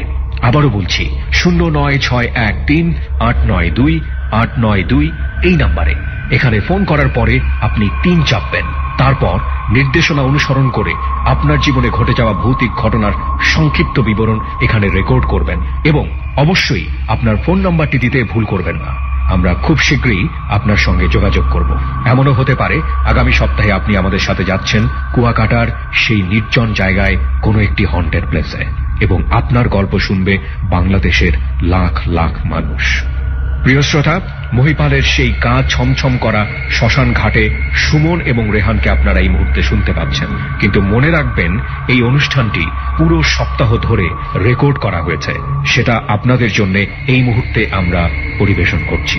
চলুন তাদের কাছেই আমরা ফিরে যাই। দোস্ত, এই ব্যাপারটা খেয়াল করছো, এই যে ঘাড়ে ব্যথার ব্যাপারটা, হ্যাঁ, এই ব্যাপারটা কিন্তু একটা জিনিস খুব সুন্দর করে প্রমাণ করে যে এইরকম অশরীরী কোনো কিছুর ভয় বা যেটা আমরা দেখছি এগুলো পুরোপুরি মানসিক ব্যাপার। হ্যাঁ, কিন্তু হঠাৎ করে আবার দেখ এই ব্যথাটা কিন্তু শারীরিক, এটা কিন্তু তুই ডিনাই করতে পারবি না। শোন, এটা নিয়ে আমরা একটু পরে আলোচনা করি। আপাতত মাসুদ ভাই যে ঘাটে নেমা কি হলো এটা একটু শুনি। হ্যাঁ মাসুদ ভাই, তারপর কি হলো? ঘাট দিয়ে নামার সময় অনেক সময় সবাই বলতো যে ঘাটের কাছে নাকি ওই চুলগুলা ভাসে, আর এই চুল দিয়েই মানুষ পেঁচায় নিয়ে যেত। তো এর আগে যত মানুষ হারাইছে বা কেউ যদি ছুটে আসছে অনেকে, যেমন আমার জানা মতে আমার এক বড় ভাই, উনি ওরকম গোসল করতে নামছে, তা ঘাটের প্রায় শেষের দিকে বুক পানিতে নাইমা উনি গা ডলতেছে, উনি টের পাইছে যে পুরো চুলে ওনার এক পাও জড়াই ধরছে। জড়াই ধরার পরে উনি এই টাইনে নিয়ে গেল আমারে, এরকম যখন চিল্লাচিল্লি শুরু করছে, তো আশপাশে আমরা অনেকে ছিলাম, আমরা তো ছোট, বড় অনেকে ছিল। গোসলের টাইমে বেশিরভাগ পুরুষ ছেলেরা আমরা এক টাইমে গোসল করতাম, কারণ গোসল করে আমরা নামাজে যাব। আচ্ছা আচ্ছা। তো সবাই মিলে টানাটানি করে অনেক কষ্টে উঠাইছি, তো তার পায়ে দাগ ছিল, যে কিছু একটা পেজ দিছিল। আপনি দেখেছেন সেই দাগ? হ্যাঁ, সেটা আমরা বাস্তবে দেখা। আচ্ছা। তো আমরা একবার শেষের দিকে সিঁড়িতে নামতাম না, তো 4-5টা সিঁড়ি পার হইলে নিচে নামলেই পায়ের কাছে কিছু একটা বাঁধলো আমার। আমি গোসল করতে নামছি, আমি দোয়া কালাম পড়ে ফরজ নিয়মে যেভাবে গোসল করে আমি ওইভাবেই নামলাম। আমার পায়ের ভিতরে গোল গোল কিছু একটা বাঁধার পরে আমি হাত দিলাম, পায়ের নিচে হাত দিলাম, হাত দিয়ে তোলার পরে দেখি পয়সা। তো ওই সময় ছিল আপনার তখনকার 10 পয়সা 5 পয়সা ছিল, 4 আনা ছিল, 8 আনা ছিল, কিন্তু আমি পাইলাম আনা, সেটা ছিল সম্ভবত 1 আনা, 1 আনা, তারপরে 5 আনা। তাহলে আপনি প্রায় মানে 35-40 বছর আগের মানে সেই আনাগুলা পাইতাম আমি, খুব বেশ কিছু আনা পাইছি, আধা আনা, 1 পয়সা, এরকম আমার বড় বড়, মানে সেগুলার কোনো ইয়া পাই না, এটা কোন দেশের। আমি মসজিদের হুজুরে দেখাইছি, আমার চাচাদের দেখাইছি, মুরব্বীদের দেখাইছি, যেটা কোন দেশে, তা আমার ভয় দিত। প্রথম দেখাইতাম না, প্রথম নিয়ে জমাইতাম, পয়সা পাইছি। তখন মনে করতাম এইটা যে কারোর পকেট থেকে অথবা কারোর লুঙ্গির গোচার ভিতরে অনেকে টাকা পয়সা রাখে, অনেকে লুঙ্গির মধ্যে গুজে রাখে। আমি ভাবতাম কি এগুলো মনে হয় কারো না কারোর পকেট থেকে অথবা লুঙ্গির গোচায় গোসল করতে আসছে, ওখান থেকে পড়ে। তা আমি যেহেতু আমাদের পরিবারটা অতটা ছিল না, আমি একটু গরিবই বললে চলে, তা আমি ওই পয়সাগুলো পাওয়ার পরে আমি খুব খুশি হইতাম, আমি ওগুলা জমায় রাখতাম। তো ওই 1 পয়সা, তারপরে ইয়াগুলা 1 আনা, এগুলা যখন পাইতাম এগুলো আমি নিয়ে সংগ্রহ করতাম। তো দেখা গেছে আমি ঘরে রাখছি 2টা, ঘরে 2টা রাখছি, আমি পরের দিন যাই দেখতাম 4টা 5টা হয়ে গেছে। তখন আমার ভয় লাগতো, আমি আবার আমার আম্মারে জানাইলাম যে ভয় লাগতো। খুশি হওয়ার কথা না, ধরেন আপনার আমার ভিতরে খুশি হচ্ছে যে মা দেখো 2টা রাখছিলাম 5টা হয়ে গেছে। তখন আমার মা বললো, খবরদার, এগুলো কোথায় পাইছো, এটা কি হয়েছে, সত্যি কথা বলো, কি হয়েছে, কোথায় পাইছো। তখন আমি বলতাম, মা এরকম পুকুরের ভিতরে পাইছি, সিঁড়িতে। তা মা বলতো, না এগুলো তো এই দেশের, এই আমলেরও না, এই দেশেরও না, মানে কোন দেশের যে, এটা আমি অনেকের দেখাইছি, তারা কেউ বলতে পারে না। লাস্টে আমার একজন ভয় দিল, যেগুলো আমারে দিয়ে দাও, তা নাহলে তোমার পুলিশে ধরো। যখনই পুলিশের কথা বলতাম, তো ছোট, তখন আমার একটু ভয় লাগলো, পুলিশে ধরবে এই পয়সার জন্য। আমি বললাম যে ঠিক আছে, আপনার আমি দিয়ে দেবো। আমি কিন্তু সুমন এটা চিন্তা করতেছিলাম, বুঝছো, এখন যদি আমাদের কাছে পুলিশ জিগায় যে এত রাত্রে পুলিশে, তখন জবাব কি? আসলে আমাদের চারপাশে কোনো আলোই পাইতেছি না, ঠিক আছে, পুলিশ দোয়া করি আমরা পুলিশ যেন এসে না ধরে আর কি। আচ্ছা তারপর কি হলো? এমন জায়গায় পুলিশ কেন? কোন সুস্থ আমাদের মতো পাগল ছাড়া কেউ আসবে না এখানে। তারপর যখন এই পয়সাগুলো আমার আম্মারে দেখাইলাম, আমার আম্মা বললো যে এগুলা তুমি ই করো না, 2টা থেকে 5টা হয়েছে, মানে বাড়তেছিল। এক পর্যায়ে আমার 2 হাতের মানে কোষ যেটা বলে 2 হাত ভরে গেছে, মানে ওইগুলো পয়সা হয়েছে একটা থেকেই না। তখন মানে আমি 8 থেকে 10টা পয়সা পাইছি সব মিলে, কিন্তু এগুলো শুধু বাড়তে থাকলো। বাড়তে থাকার পরে আমার মানে আমি একদিন গোসল করতে গেছি, তখন কোনো লোকজন নাই, না থাকার কারণে আমি আবার চলে আসতেছিলাম। তখন আমার ওই পাশের ঘাট থেকে একজন বলতেছে, ডাক দিছে, মাসুদ গোসল করো। আমি বললাম যে না, আমাদের এই ঘাটে আমি তখন আমার এলাকার ভাষায় বলছি যে না, আমাকে ঘাটে কেউ নেই, তা আমি একা একা গোসল করবো না, আমি তো আছি, নামো। না আপনি তো আপনি ওই দিকে ফেস করা। তো কণ্ঠটা আমার এই পর্যন্ত আসতেছে দেখে আমার সন্দেহ হয়েছে যে এত দূরে, তো ওই কণ্ঠ এত দূরে এত ক্লিয়ার, আমার ভয় লাগতেছে না। তখন কয়টা সময়? এটা দুপুরবেলা? একবারে দুপুরবেলা। হঠাৎ করে শুনতে অনেকের কাছে মনে হতে পারে যে কিছুই না, এরকম একজন ডাক দিতেই পারে, কিন্তু অপরিচিত একটা মানুষ অন্যদিকে ফেরা মাঝখান থেকে ডাক দিচ্ছে অনেক দূর থেকে, কিন্তু আওয়াজটা মনে হচ্ছে আমার পাশেই। এটা কিন্তু ছোটখাটো ব্যাপার না। তো আসলে ফেস দেখা যাইতো না, এই জন্য আসলে চুলগুলা, এই যে চুলের গল্প, এইখানে যতগুলো মানুষ যে যারাই দেখছে প্রত্যেকেরই চুল বড়, চুল দিয়ে এমন ভাবে ফেস ঢাকা থাকে, মনে হয় না যে ফেসটা কোন দিকে, মানে এর ফেসটা যে কোন মুখটা দিকে আছে এটা বোঝা যায় না। আমি মনে করতেছি তার মুখ ওই দিকে, কিন্তু ওই দিক দিয়ে যে দেখতেছে সে মনে করতেছে তার মুখ এই দিকে। আসলে তার ফেস ওই পুকুরে যতদিন যে যত মাথা দেখছে, চুল দেখছে, কেউ কোনোদিন ফেস দেখে নাই আমার জানা মতে। তো যার কারণে আমিও দেখতে পারতেছি না। তো আমার বলতেছে গোসল করো, সমস্যা নেই। তো কণ্ঠটা একটু ভারী। আমি বললাম না, আমাকে ঘাটে যখন কেউ নেই আমি নামতেছি না। আমি বললাম সমস্যা নেই, তুমি নামো। তখন আমি দৌড় দিলাম। আমার মা বলে দিছে, 1 মায়ের 1 ছেলে, খবরদার কোনো ইয়েতে দরকার নেই যাওয়ার, পানিতে বিশেষ করে। তো বিশেষ করে পানিতেই কিন্তু সমস্যা দেখা দেয় বেশি। তো আমি দৌড় দিয়ে বাসায় চলে গেলাম। যাওয়ার পরে আবার গোসল করার জন্য ওই পাশের বাড়ির সবাই নিয়ে চল গোসল করি। আবার গোসল করতে আসলাম, তখন আমি আবার একটা পয়সা পাইলাম। পয়সা পাওয়ার সময় আমি যখন তখন ওই পয়সাটা নিতে গিয়া, মানে ওই যে পয়সার একটা লোভ হয়ে গেছে, যে সিঁড়িতে পাইতাম ওই সিঁড়িতে না পাই আরেক পাও নিচে নামাইছি। এইভাবে কয়েকটা সিঁড়ি আমি কিন্তু নামছি, এই লোভে এক ধাপ করে নামতেছি।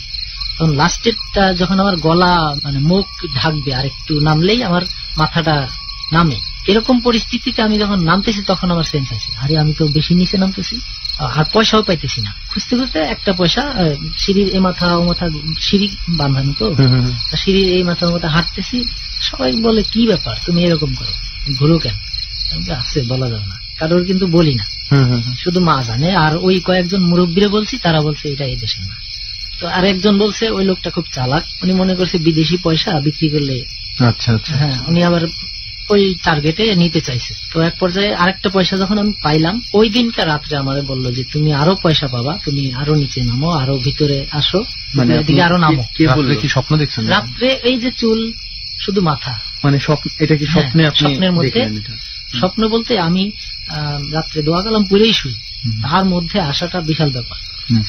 তার ভিতরেই শুধু মাথাটা এমন ভাবে আপনার, আমি যখন শোয়া, আমার স্বপ্ন কিনা মানে স্বপ্নের ঘরেই একবারে মাথার উপরে, মানে চাল টাল ভেদ করে মাথাটা, শুধু মাথাটাই দেখা যাচ্ছে।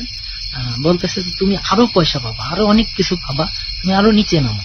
আচ্ছা, আপনার কি কখনো মনে হয় নাই মাসুদ ভাই যে আপনার যে পয়সার প্রতি আগ্রহ, সেই আগ্রহটা আপনার এসব জিনিস মানসিক ভাবে দেখাইতেছে, বুঝাইতেছে যে তুই আরো পয়সা পাবি?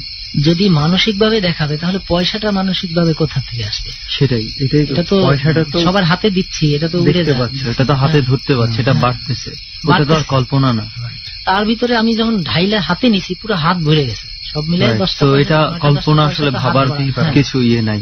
তো আমার মারে যখন দেখাইলাম, ওই রাত্রে যখন আমারে বললো যে আরো পয়সা পাবা, আরো কিছু পাবা, অনেক কিছু পাবা। এই মাথাটা মানে শুধু মাথা দেখতে পাচ্ছেন ঝুলে উপর থেকে, মানে চালের ওখান থেকে, হ্যাঁ উনি ভাসমান, শূন্যের উপরে ভাসমান। তারপর কিন্তু যখন এই স্বপ্নে দেখলাম যে এই, তখন থেকে আমি বুঝছি যে না, পুকুরে আছে, ঠিক আছে। অনেকে বলতো মাথা দেখতাম বা চুল দিয়ে ধরছিল, সবই তখন বুঝলাম যে ঠিক আছে। তো আমি আর নিচে নামি না, আমার আব্বারে, তারপরে আমার আম্মারে, সবার কাছে যখন বললাম যে আমি রাত্রে এই দেখছি, তখন আম্মা বললো যে তুমি, আমার কিন্তু শরীর কাঁপতেছে, ঠিক আছে, স্বাভাবিক। এই জন্য ওই সময় আমার খুব কাঁপাকাঁপি অবস্থা ছিল। এখন এই যে বলতেছি এখনো কিন্তু ইয়ে লাগতেছে, গলা টলা শুকাই যাইতেছে, যেহেতু এটা একবারে আমার বাস্তব থেকে নেওয়া। তো আমার আম্মা আব্বারে যখন জানাইছি সবাই বললো যে শিগগিরই এগুলো সব ফালাই দিবি, সব ফালাই দিবি, এগুলো রাখলে তোর নিয়ে যাবে। কারণ এর আগেও নিয়ে গেছে আর ফেরত আসে নাই। তো শেষ পর্যন্ত আমি এগুলো ফালাইতে মায়া লাগতেছে, তারপরে আমার হাতেই ফালাইতে হবে, আমি পাইছি আমারই ফালাইতে হবে, আপনাকে। আমার ময় মুরব্বীরা বললো যে তুমি পাইছো তোমার হাতেই ফালাইতে হবে, অন্য কেউ ফালাইলে তার আবার সমস্যা হইতে পারে। তো আমি এইগুলো নিজের হাতেই যাই, আবার এই পুকুরের মধ্যে এক একটা করে ঢিলাই ঢিলাই ফালাই আর কি। যা তোর পয়সা তোরে দিয়ে দিলাম, তোর টাকা তোরেই দিয়ে দিলাম, তোর সম্পদ তোরেই দিয়ে দিলাম, আমি নেব না। কারণ এই ধন সম্পত্তি আমার দিয়ে তারা আমার নিয়ে যাবে, আমার এইগুলা ধন সম্পত্তি শুধু বাড়তে থাকবে, আমার বাবা মা পাবে। আর কথা হলো ওই দিন রাত্রে আমার বলছে যে তুমি আসো আরো পাবা, তোমার বাবা মা এগুলো পাইতেই থাকবে। কিন্তু আমি এইগুলো যখন আব্বা আমার বলছি তখন বলছে যে খবরদার ওদিকে আর যাবা না। তো আমার ভিতরে তো 4 আনা 8 আনা, এই 1 আনা 2 আনা এরকম করে টাকা গোছানোর একটা লোভ চলে আসছে। তো আমি বেশ কিছুদিন পুকুরে যাইতাম না। এর ভিতরে চলে গেলাম কোথায়, ওই বিআইটি কলেজের ভিতরে। তখন আর এই পুকুরে গোসল করতে যাইতাম না, পুকুর চেঞ্জ করে ফেললেন। ওই বিআইটি পুকুরে যাইতাম, খেলাধুলা করতাম, পুকুরে গোসল করতাম, চলে আসতাম বাসায়। এরকম করতে করতে 1 দিন 2 দিন এর মধ্যে শুনি ওইখানের পুকুরেও নাকি মানুষ হারায় যায়, বছরে 1 জন হলেও নিবে ওই পুকুরটা। এখনো নাকি রীতি ঠিক আছে যে বছরে 1 জন হলেও নিয়ে যায়। ওই পুকুরটা কোন জায়গায়, জায়গাটা কোন জায়গায়? Khulna Phulbari gate BIT college. আচ্ছা, বিআইটি কলেজ। হ্যাঁ, এটা এখন বিআইটি রে হয়তো নাম বাংলা করছে কিনা, কেউ নিশ্চয়ই শুনে থাকলে বুঝবে যে জায়গাটা আসলে কোথায়। তো ওই বিআইটি কলেজে আমাদের বাড়ি থেকে ওয়ালের নিচ দিয়ে ঢুকতাম, মানে বিআইটি কলেজের বেরি অনেক বাউন্ডারিটা অনেক বিশাল, ঘুরে যেতে হবে বলে নিচ দিয়ে চলে যেতাম। ঘুরে যাইতাম না, আমাদের গ্রামটা একটা বাউন্ডারি পরে সামনে একটা বাউন্ডারি পরে গ্রামের ভিতর দিয়ে, ওই বাউন্ডারির নিচ দিয়ে রাস্তা করে নেওয়া, নিচ দিয়েই আমরা যাইতাম, যাওয়া আসা করতাম, যাই গোসল করে আবার চলে আসতাম, খেলাধুলা করতাম। তো আমার বন্ধু বান্ধব সবাই নাম ধরে মাসুদ তুই কিন্তু 1 মার 1 তোলা, খবরদার ওই মাঝখানে যাইসনি। আমি ওই হাঁটু পরিমাণ বা মাজা পরিমাণ পানিতে নাইমেই গোসল করে আবার চলে আসতাম। তখন আমার একটু খুবই রিক্সে চলতে হইতো। তো 1 দিন 2 দিন ওই বল খেলতাম, হাডুডু খেলতাম, খেলতে খেলতে একদিন ওইরকম ওরা কথা বলতেছে, তা আমি বলি যে তোরা কথা বল, আমি গোসলটা করে নি। এর মধ্যে ওরা কথা বলতে বলতে একটু চোখের আড়াল, মানে রাস্তার ওই পাশে ওরা, আমি পুকুরে। আমি যখন গোসল করতে নামবো তখন দেখি যে ওই পাশের একজন লোক, সেও গোসল করতে নামছে, সে শরীর ডলতেছে, গোসল পুরা শরীর ভিজায় নাই। তো উনি হাত পা ডলতেছে, ফেস দেখিনি, ফেস দেখছি সম্ভবত, খেয়াল রাখি না এই যে এই লোকটা। তো সুন্দর লোকটা, তো ওনারে দেখে আমি দেখলাম উনি যখন গোসল করতেছে তাহলে আমি নামি। তো আমি ওই মাজা পরিমাণ নাইমা ঝপাত করে একটা ডুব দিয়ে উঠে তাকাই, দেখি যে ওই পাশের ঘাটলার কোনো পানি লড়াও নেই, ওই পাশের ওই লোকটাও নেই, ওই কাপড় চোপড় কিছুই নেই। তখন আমার একটু সন্দেহ হলো, কি ব্যাপার, লোক তো আমি 1 ডুবের ভিতরে, তো সে 2-3 সেকেন্ডের ব্যাপার। হ্যাঁ, তো আমি তখন একটু থাইমে গেলাম, থাইমে যায় তাকাইছিলাম যে পানি টানি লড়ে নাকি, লড়ে না, পানি লড়ে না। তখন আমি খুব দ্রুত উঠে গেলাম যে নিশ্চয়ই কোনো কিছু একটা হবে। তো আমি যখন উঠে আসলাম, আইসে চতুর্দিকে তাকায় দেখলাম যে লোকটা যদি গোসল করে উঠে থাকে তাহলে তো খালি গায়ে একটা লোক যাবে এখান থেকে, অথবা একটা লোক তো থাকবে আশেপাশে। আমি উঠতে না 10 হাত সামনে যাবে, কোনো লোকজন নাই, আমাদের এই ছেলেপেলে ছাড়া বাইরের বাড়তি কোনো লোকজন পাইলাম না। তখন আমার মুহূর্তের ভিতরে ওই লোকটা, মানে ওই যে ডুব দিছে, আমি ডুব দিছি, উনিও ডুব দিছে, উনি ডুব দিয়ে এদিক চলে আসছে, মানে আমার সম্ভবত উনি আমার নেওয়ার জন্য উনি কাজটা ইয়ে করছে যে নামুক, আমি নিয়ে যাবো এরকম। ওখান থেকে বছর একজন যে কোনো ওসিলায় নিয়ে যায়। তো আমি তাড়াহুড়ো করে উঠে তো ওদেরকে ডাক দিলাম, এই ওখানে তখন আমার বন্ধু বান্ধব ছিল, ওদেরকে বললাম যে দোস্ত এই অবস্থা, একটা লোক গোসল করতে দেখলাম, কই গেল? না তো তুই ছাড়া তো আর কারোর আমরা ঘাটে দেখলাম না। তার মানে ওরাও কিন্তু ঘাটে আর কারোর দেখে নাই, শুধু আপনিই দেখছিলেন। আমি দেখছি যে একজন লোক গোসল, টোপটাই আপনার জন্য ছিল। হ্যাঁ, তখন আমার ভিতরে একটা ভয় কাজ করলো, আমার পুরো শরীরটা একটা কাঁপুনি দিয়ে উঠলো যে বাবারে বাবা, আমি কোত্থেকে আসলাম, ঠিক আছে, যদি পানির ভিতর নিয়ে যাইতে তাহলে তার ফেরত নাই, আল্লাহ আমার বাঁচাইছে। তো ওই দিনই আমি যে এত একটা ভয় পাইছি, আমি জ্বর হয়েছে, ভয়ের ঠেলায় আমি খাওয়া দাওয়া বন্ধ হয়ে গেছিল, কথা বলতাম কাইপে কাইপে। মানে শ্মশানের মতো জায়গায় আপনি ভয় পান নাই? কাজ হয় না। আর এইটা চিন্তা করছো? এই পুকুরটা খুবই ভয়ানক। এই পুকুরটাতে মানুষ নিবেই নিবে। এখান থেকে একটা নৌকা ভাসতো, সিমেন্ট দিয়ে তৈরি, সিমেন্ট বালি দিয়ে তৈরি, আমি যতটুকু শুনছি। এটা কখন মানে মাঝে মাঝে মাঝে মাঝে ভাসতো এই লোক নেওয়ার জন্য। যখনই এই লোকগুলা মাঝখানে যাইতো, পুকুরের মাঝামাঝি যাইতো, যদি 1 মায়ের 1 ছেলে পাইতো, অথবা কিছু কিছু বিষয় আছে, ওই বিষয়গুলো ওরা যদি পাইতো সুন্দর বা কিছু একটা রাশির লোক আছে, এরা পাওয়ার সাথে সাথে নৌকা ডুবে যেত। ডুবে যাওয়ার সাথে সাথে সবাই তো যার যার যান নিয়ে সাঁতরায় পারে আসতো, একজন একজন হারাইতো। তো যাই হোক, আমি ওইখান থেকে পলায় আসার মানে উঠে আসার পরে অসুস্থ হওয়ার পর তখন আর ওই পুকুরে গেলাম না, ওই পুকুরে আর যাওয়া যাবে না। বাবা একবারে সামনাসামনি টার্গেট, সেখানে তো যাওয়া সম্ভব না। ওরা সবাই বাসায় এসে আমার বলছে, আমার আম্মারে বলছে যে ও বলে দেখছে লোকজন আরো একজন লোক গোসল করতেছে, অথচ আমরা দেখতেছি মাঝে একাই গোসল করতেছে। তখন আমার এরপর কি আপনি বেশি দিন কি অসুস্থ ছিলেন? জ্বর হয়েছিল, পানি টানি পরে ফুটে দিয়ে দিছে, দোয়া কালাম পরে ফু দিছে, আমার আম্মা অনেক যত্ন নিছে, ফু দিছে, নামাজ পড়ে পড়ে ফু দিছে। আচ্ছা, তো এরপরে আর ওইদিকে আর যাই না।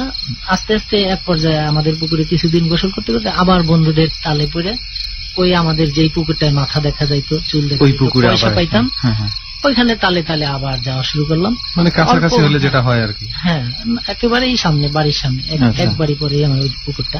তো ওই পুকুরে যাই বেশি নিচে নামতাম না, এই হাঁটু পানি মাজা পানি হইলে ওরা সবাই থাকতো, সামনে সবাই গোসল করতো, আমি ভিতরে এরিয়ার ভিতরে থেকে আমি গোসল করে উঠে যেতাম। হঠাৎ করে একদিন ওরকম ঝপাঝপ ডুব দিতেছি, তো পায়ের কাছে কিছু একটা বাজছে, আমার ওই যে পয়সার লোকটা রয়ে গেছে, আমি তাড়াতাড়ি হাত দিছি, যে পয়সা মনে আবার পাইলাম। তো হাত দিয়ে দেখি একটা চাবি, পিতলের কালার, মানে যেটা সচরাচর চাবিতে সহজে পাওয়া যায় না। হ্যাঁ, চাবিটা পিতলের, আর চায়না তালা খুলতে যেরকম চাবিগুলা পাতলা ওরকম, কিন্তু মাথাটা একটু চোক্কা, মানে একটু লম্বা টাইপের।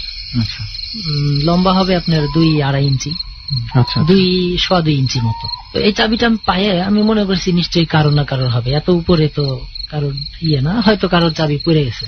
তখন আমি উঠে সবারই, বাড়ির আশপাশে সবারই বলতেছি, খালা চাবি পড়ছে, কাকি চাবি পড়ছে, মামা চাবি পড়ছে, কাকা চাবি পড়ছে। কেউ বলতেছে না, আমাদের কারোর চাবি না। সবার জানানো হয়েছে যে আমি কিন্তু একটা চাবি পাইছি, যার চাবি হোক, হয়তো কারোর সিন্ধুকের অথবা কারোর ঘরের তালার, এরকম হতে পারে। যার কারণে আমি সবাই জানাই দিছি, এবং কি আমার যাওয়ার সময় সবাই বলে গেছি যে আমি একটা চাবি পাইছি, যার হবে প্রমাণ দিয়ে নিয়ে যাই। তো না, কেউ চাবিটা নেয় না। প্রায় অনেক দিন হয়ে গেছে, চাবিটা কোনো কাজে লাগে না। ডয়ার থেকে হঠাৎ করে আমি বের করলাম, আমার ডয়ারে ছিল, আমি পড়তাম টেবিলের ডয়ারে থেকে চাবিটা বের করলাম। এই চাবিটা পাইলাম পানির ভিতরে, পয়সাগুলো তো বার ছিল, চাবিটা দিয়ে তো কিছু হইল না। আচ্ছা, তো চাবিটা দেখি কোনো কাজে লাগে কিনা মাথায় হঠাৎ করে আসলো। তো একদিন মানে মসজিদের তালা যায়, তালা দেওয়া, আমি প্রায় যাইতাম, যাই আজান দিতাম। তো হুজুর নাই, একদিন একটু ঢুকছে ভিতরে, মাথার ভিতরে, প্রায় সময় যায় ঘুরতে হয়, হুজুর থাকে না, অপেক্ষা করতে হয়, দাঁড়ায় থাকা লাগে। তো আমি কই যে দেখি আমার চাবিটাই কাজ করে। আমি যাই তালাতে যখন চাবিটা ইউজ করলাম, খুলে গেল। খুলে যাওয়ার পরে আমি আজান টাজান দিয়ে বসে নামাজ টামাজ করলাম। হুজুর বললো চাবি পাইছো কি? আমি বললাম চাবি আমার কাছে একটা ছিল। না, তোমার তো চাবি দেওয়া হয়নি। আমি বললাম যে এরকম আমি একটা চাবি পাইছি, ওইটা দিয়ে টেস্ট করছি, খুলে গেছে। ওনারা বলছে মনে হয় এমনি সাধারণ, হয়তো মিলে গেছে। তো যাই হোক, ওটা মাইন্ড করলো না। হুজুর যে রুমে থাকে, ওই রুমে আমি, হুজুর আমার অনেক ভালো জানতো, আমারে ভালো কোনো খানা হইলে আমার ডাইকে খাইতে দিত। তো হুজুরের রুমে প্রায় যাইতাম। যাওয়ার পর হুজুর বললো যে তুমি প্রায় আসবা, অনেক কিছু শিখাবো, হাদিস অনেক কিছু আছে শিখাবো, তুমি আইসো। আমি প্রায় যাই। ওই রকম ওই চাবিটা আমার কাছে রাখলাম, চাবিটার ওই ছিদ্রটা দিয়ে একটা ধরার বানায় নিলাম, ঝুলানি, ওটা সাথে রাখতাম। তো চাবিটা নিয়ে ওই প্রায় যাইতাম, যাই একদিন দেখি হুজুর নাই। তো আমি ওই হুজুরের তালাটা নিয়েও মনের ভিতরেই হলো, দেখি তো এটা খুলে নাকি। ওইটাতেও টাচ করছি, ভিতরে দেয়ার মোচড় দিতে দেরি, খুলতে দেরি নাই কোন তালা। তো ওইটাও খুলে গেল। হুজুর এসে বলে খুললা কিভাবে? আমি বললাম এই তালা চাবি দিয়ে। আশ্চর্য, মসজিদের তালাও খুললা এটা দিয়ে, আমার ঘরের তালাও খুললা এটা দিয়ে। তো আমার উপর বিশ্বাস ছিল, আমি কোনো কিছুতে হাত দিতাম না, আমি বসে পড়তাম। আমার যে পড়া দিছে আগের পড়া, ওগুলো পরের দিন পড়ে করে। তো এরকম আবার একদিন একজন একটা রিক্সা, ওই সময় আমাদের ওইদিকে রিক্সাগুলো নতুন, একটা রিক্সা রাইখা উনি তালা দিয়ে বাসায় যায়, হয়তো সম্ভবত ভাত খাইতে গেছে। তো আমার কৌতূহল হলো যে রিক্সা চালাবো, রিক্সা চালানো শিখবো, কিভাবে চালায়। তো তালা মারা, এই যে চেন টানা একটা তালা ছিল, লক করে দিত, ওটা খুলতো না সহজে। সাইকেলের চাবিতেও ছিল, সাইকেলের ভিতরে অনেক সময় অনেকে মারতো তালাগুলা, চেন তালা যেগুলো, ওই তালাটা মারা ছিল। আমি ওই চাবিটা ব্যবহার করলাম, খুলে গেল। খুলে যাওয়ার পরে আমি রিক্সা এদিক নিয়ে চালায় বেড়াইতেছি। উনি এসে বলে, কি ব্যাপার, তুমি খুললা কিভাবে তালা মারা? বললাম যে এই চাবি। এখন আস্তে আস্তে এই আমার নাম আশপাশে মোটামুটি ছড়ায় গেছে। মাসুদের কাছে একটা চাবি আছে, ও যে তালা খুলে সেইটাই খুলে যায়। একদিন এক লোক মোটর সাইকেল নিয়ে দোকানের সামনে বসা, উনি লক করা ওনার মোটর সাইকেল, আমার দুলাভাই হয় সম্পর্কে, দুলাভাই। তা বললো, শালাবাবু তুমি নাকি চাবি পাইছো, দেখি আমার মোটর সাইকেলটা চালাও তো দেখি কিরম পারো। আমি বললাম সত্যি? বললো হ্যাঁ। আমি ঠিকই আমার চাবিটা বের করে মোটর সাইকেল যখন চাবি দিলাম, ঠিক অন হয়ে গেছে। অন হয়ে যাওয়ার পরে আমি হর্ন দিলাম, টিটি যে সাউন্ডটা দিলাম, তখন উনি চোখ বড়, কি ব্যাপার মাসুদ? ওনার হাতে চাবি। আমি বললাম যে খুলে ফেলাইছি, স্টার্ট দাও তো। আমি স্টার্ট দিলাম, হ্যাঁ স্টার্ট নিয়ে নিছে। তখন উনি দৌড়ে এসে তাড়াতাড়ি থামায় বললো, কি ব্যাপার, কি দিয়ে খুললা? এই চাবি দিয়ে। তখন আমার মোটামুটি নাম হয়ে গেছে, মাসুদের কাছে একটা চাবি আছে, সব তালাই খুলে যাইতেছে। তখন এক পর্যায়ে আশপাশের সবাই একটু সজাগ হয়ে গেল যে মাসুদ কিন্তু তালা একটা চাবি একটা পাইছে, এটা দিয়ে কিন্তু সব খুলে যায়। চেয়ারম্যান চাচা হয়, তখন মেম্বার ছিল, ওনাদের কাছেও কানে চলে গেছে যে মাসুদের কাছে একটা চাবি। তো এলাকার কিছু লোকজন আছে যারা কিন্তু স্বার্থ সিদ্ধির জন্য অনেক কিছু চেষ্টা করে। ওই যে পয়সা দিলাম না, পয়সা না দেওয়াতে ওনারা একটু ছিল, তখন ওনারা আমাকে লোভ দেওয়া শুরু করলো যে তোমার ওই চাবিটা আমাদের দাও, তুমি যা চাও, যত টাকা পয়সা চাও দেওয়া যাবে, দিয়ে দেবো, কিন্তু চাবিটা আমাদের দাও। আমি এর ভিতরে অনেক ঘরের তালা তাদের সামনে, যে কাকি দেখেন আপনাকে ঘরের তালা এই যে খুলে ফেলাইতেছি, খুলে দেখাইতাম। আবার অনেক বাড়ির ভিতরে যাইতাম, কাকি এই যে আপনাদের আলমারির তালা কিন্তু এই যে খুলে ফেলাইলাম। মানে আমি ফ্রি মাইন্ডে সবার সাথে এটা, সবাইকে এটা দেখাই বেড়াইছেন, দেখেন কি একটা চাবি পাইছি, অদ্ভুত একটা জিনিস, খুলে যাইতেছে সব। একটা চাবি দিয়ে যে এতগুলো তালা খোলা যায়, সবাই অবাক হয়ে গেছে। তখন এই চাবিটার জন্য আমার এই রাত্রে 12টা 1টার সময় এক একজন আসে, আইসিস মাসুদ চাবিটা দাও। এই যে একটা চাপে পড়লাম, সবাই শুধু আসে চাবিটা দাও। কারণ আমি তো দেই না, কারোরে দেই না। আমার হুজুর বলে দিছে, এই চাবি কারোর হাতে দিবা না, তোমার অমঙ্গল হবে, প্লাস যে নিবে সেও একটা না একটা দুর্ঘটনা ঘটাবে, কারো না কারোর কিছু একটা হারাবে, বা চুরি ডাকাতি যাই হোক হবে। এই চাবি কারোরে দিবা না। এমনি একটা চুরি ডাকাতি হলে তো এলাকার মধ্যে আপনার দোষ করতে পারে। তখন কিন্তু আমাদের ওই দিকটায় চুরি হয়েছে, অলরেডি চুরি হয়ে গেছে, কিন্তু এই চাবির জন্য চুরি হয় নাই, তালা ভাঙ্গে চুরি হয়েছে, যার কারণে আমি খোলা পাইলে হয়তো আপনার খোলা পাইলে আমার দোষ। তো আমাকে আমার কাকা, আমার মুরব্বী যারা, ওনারা বললো যে বাবা তুমি যে চাবিটা পাইছো, এই চাবিটা কিন্তু পুরো রিস্কে, এখন যার বাড়িতেই হবে তোমাকে কিন্তু ধরবে, আর এই চাবিটা তুমি যেহেতু ছড়াই দিছো সবার কাছে, এখন এটা নিয়ে তোমার আর রক্ষা নেই, তুমি এখন এটা নিয়ে কি করবা?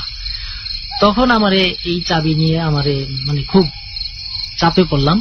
চাপে পড়ার পরে আমি বললাম যে না, এই চাবি আর রাখা যাবে না। আমার মা বললো তুমি যেখানে পাইছো ওইদিকে ওই পুকুরে আবার ফালাই দিয়ে আসো।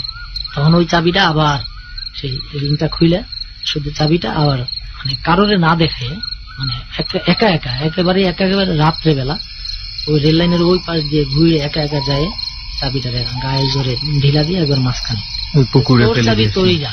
এইটার সময় ওই যে যখন পয়সাগুলোর ব্যাপারে যখন আপনারা বলছিল, এই চাবির বেলা এরকম কোনো কিছু ঘটে নাই? কোনো স্বপ্ন বলে নাই, জাস্ট আমি তো একটার পর একটা ফল পাইতেছি, আমাকে লোভ দিতেছে যে এইভাবে করে যেভাবে হোক পুকুরে নামাবে, পুকুরে আমাকে নিবেই, যেহেতু একটা এক মায়ের ছেলে। তো এই ছিল আমার মোটামুটি জানা অদ্ভুত। মানে আমার ওই মাথার চুলের যেটা ঘটনা, এই মাথার চুলে আমি আগে অনেক ঘটনা কিছু শুনছি মানুষের কাছে, স্বপ্নটা সবার ক্ষেত্রেই শুনছি যে আমার চাচাতো ভাই রয়েছে, আমার মামাতো ভাই করছিল, আমার দূর সম্পর্কের দাদা দেখছিল, কিন্তু দোস্ত এরকম ওনার মানে নিজে যেটা করছে। গন্ধটা খেয়াল করছোস? প্রচন্ড বাড়তেছে জামান ভাই, গন্ধ বাড়তেছে না একবারেই। মানে আমার মনে হচ্ছে যে আমাদের এই জায়গাটা ত্যাগ করা উচিত, কি মনে করিস? আমার তো তাই মনে হয়। মাসুদ ভাই তো শুরুতে বলছিল যে এই জায়গাটার মধ্যে আমরাই 4 জনই নাই। আমি একটা জিনিস বুঝতেছি না, আমার যেটা হইতেছে কি সবাই যেতেছে, আমি উঠতে পারতেছি না। আমার মানে যাইতে ইচ্ছা করতেছে কিন্তু আমি উঠতে পারতেছি না। মানে মাসুদ ভাইয়ের কিন্তু অভিজ্ঞতা অনেক বেশ ভালো, আমারও কেমন জানি ভেতরে ফিল হইতেছে। আই থিঙ্ক আমাদের এখন আর থাকা ঠিক হবে না। চুপ, কিছু কি খেয়াল করছোস রেহান? জাস্ট পিছে তাকাইছ।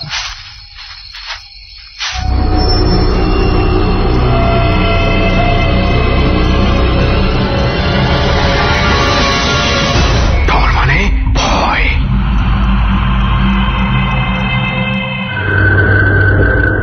এভাবেই শেষ হলো আজকের ডর। সুমন এবং রেহান ঠিকঠাক মতো ওখান থেকে ফিরেছিল কিনা সে প্রশ্নের উত্তর দিয়ে দিচ্ছি। হ্যাঁ, তারা ঠিকঠাক মতো ওখান থেকে ফিরেছিল, কিন্তু অদ্ভুত কিছু ভুতুরে অভিজ্ঞতা নিয়ে। সে গল্প হয়তোবা কোনো একদিন আপনি জানতে পারবেন। তবে তারা কি এই ভুতুরে অভিজ্ঞতা নিয়ে থেমে যাবে? প্রশ্নই ওঠে না। এই ভুতুরে অভিজ্ঞতার রেশ কাটতে না কাটতেই তাদেরকে ছুটতে হচ্ছে পরবর্তী সপ্তাহের হন্টেড প্লেসে, এবং সেখানে সাথী হতে পারেন আপনিও। কুয়াকাটার নির্জন সমুদ্র সৈকতের কোনো এক ভুতুরে জায়গায় নির্জন রাতে বসে যদি আপনি আপনার জীবনের গল্প লাখো শ্রোতাকে শোনাতে চান, চলে আসতে পারেন আমাদের এখানে। আসার জন্য আপনার ভুতুরে গল্পের সংক্ষিপ্ত বর্ণনা আমাদেরকে ফোন করে জানাতে হবে, এবং অবশ্যই আপনার ফোন নাম্বারটি সেখানে বলতে হবে। আমাদের ফোন নাম্বারটি হচ্ছে 0963892892।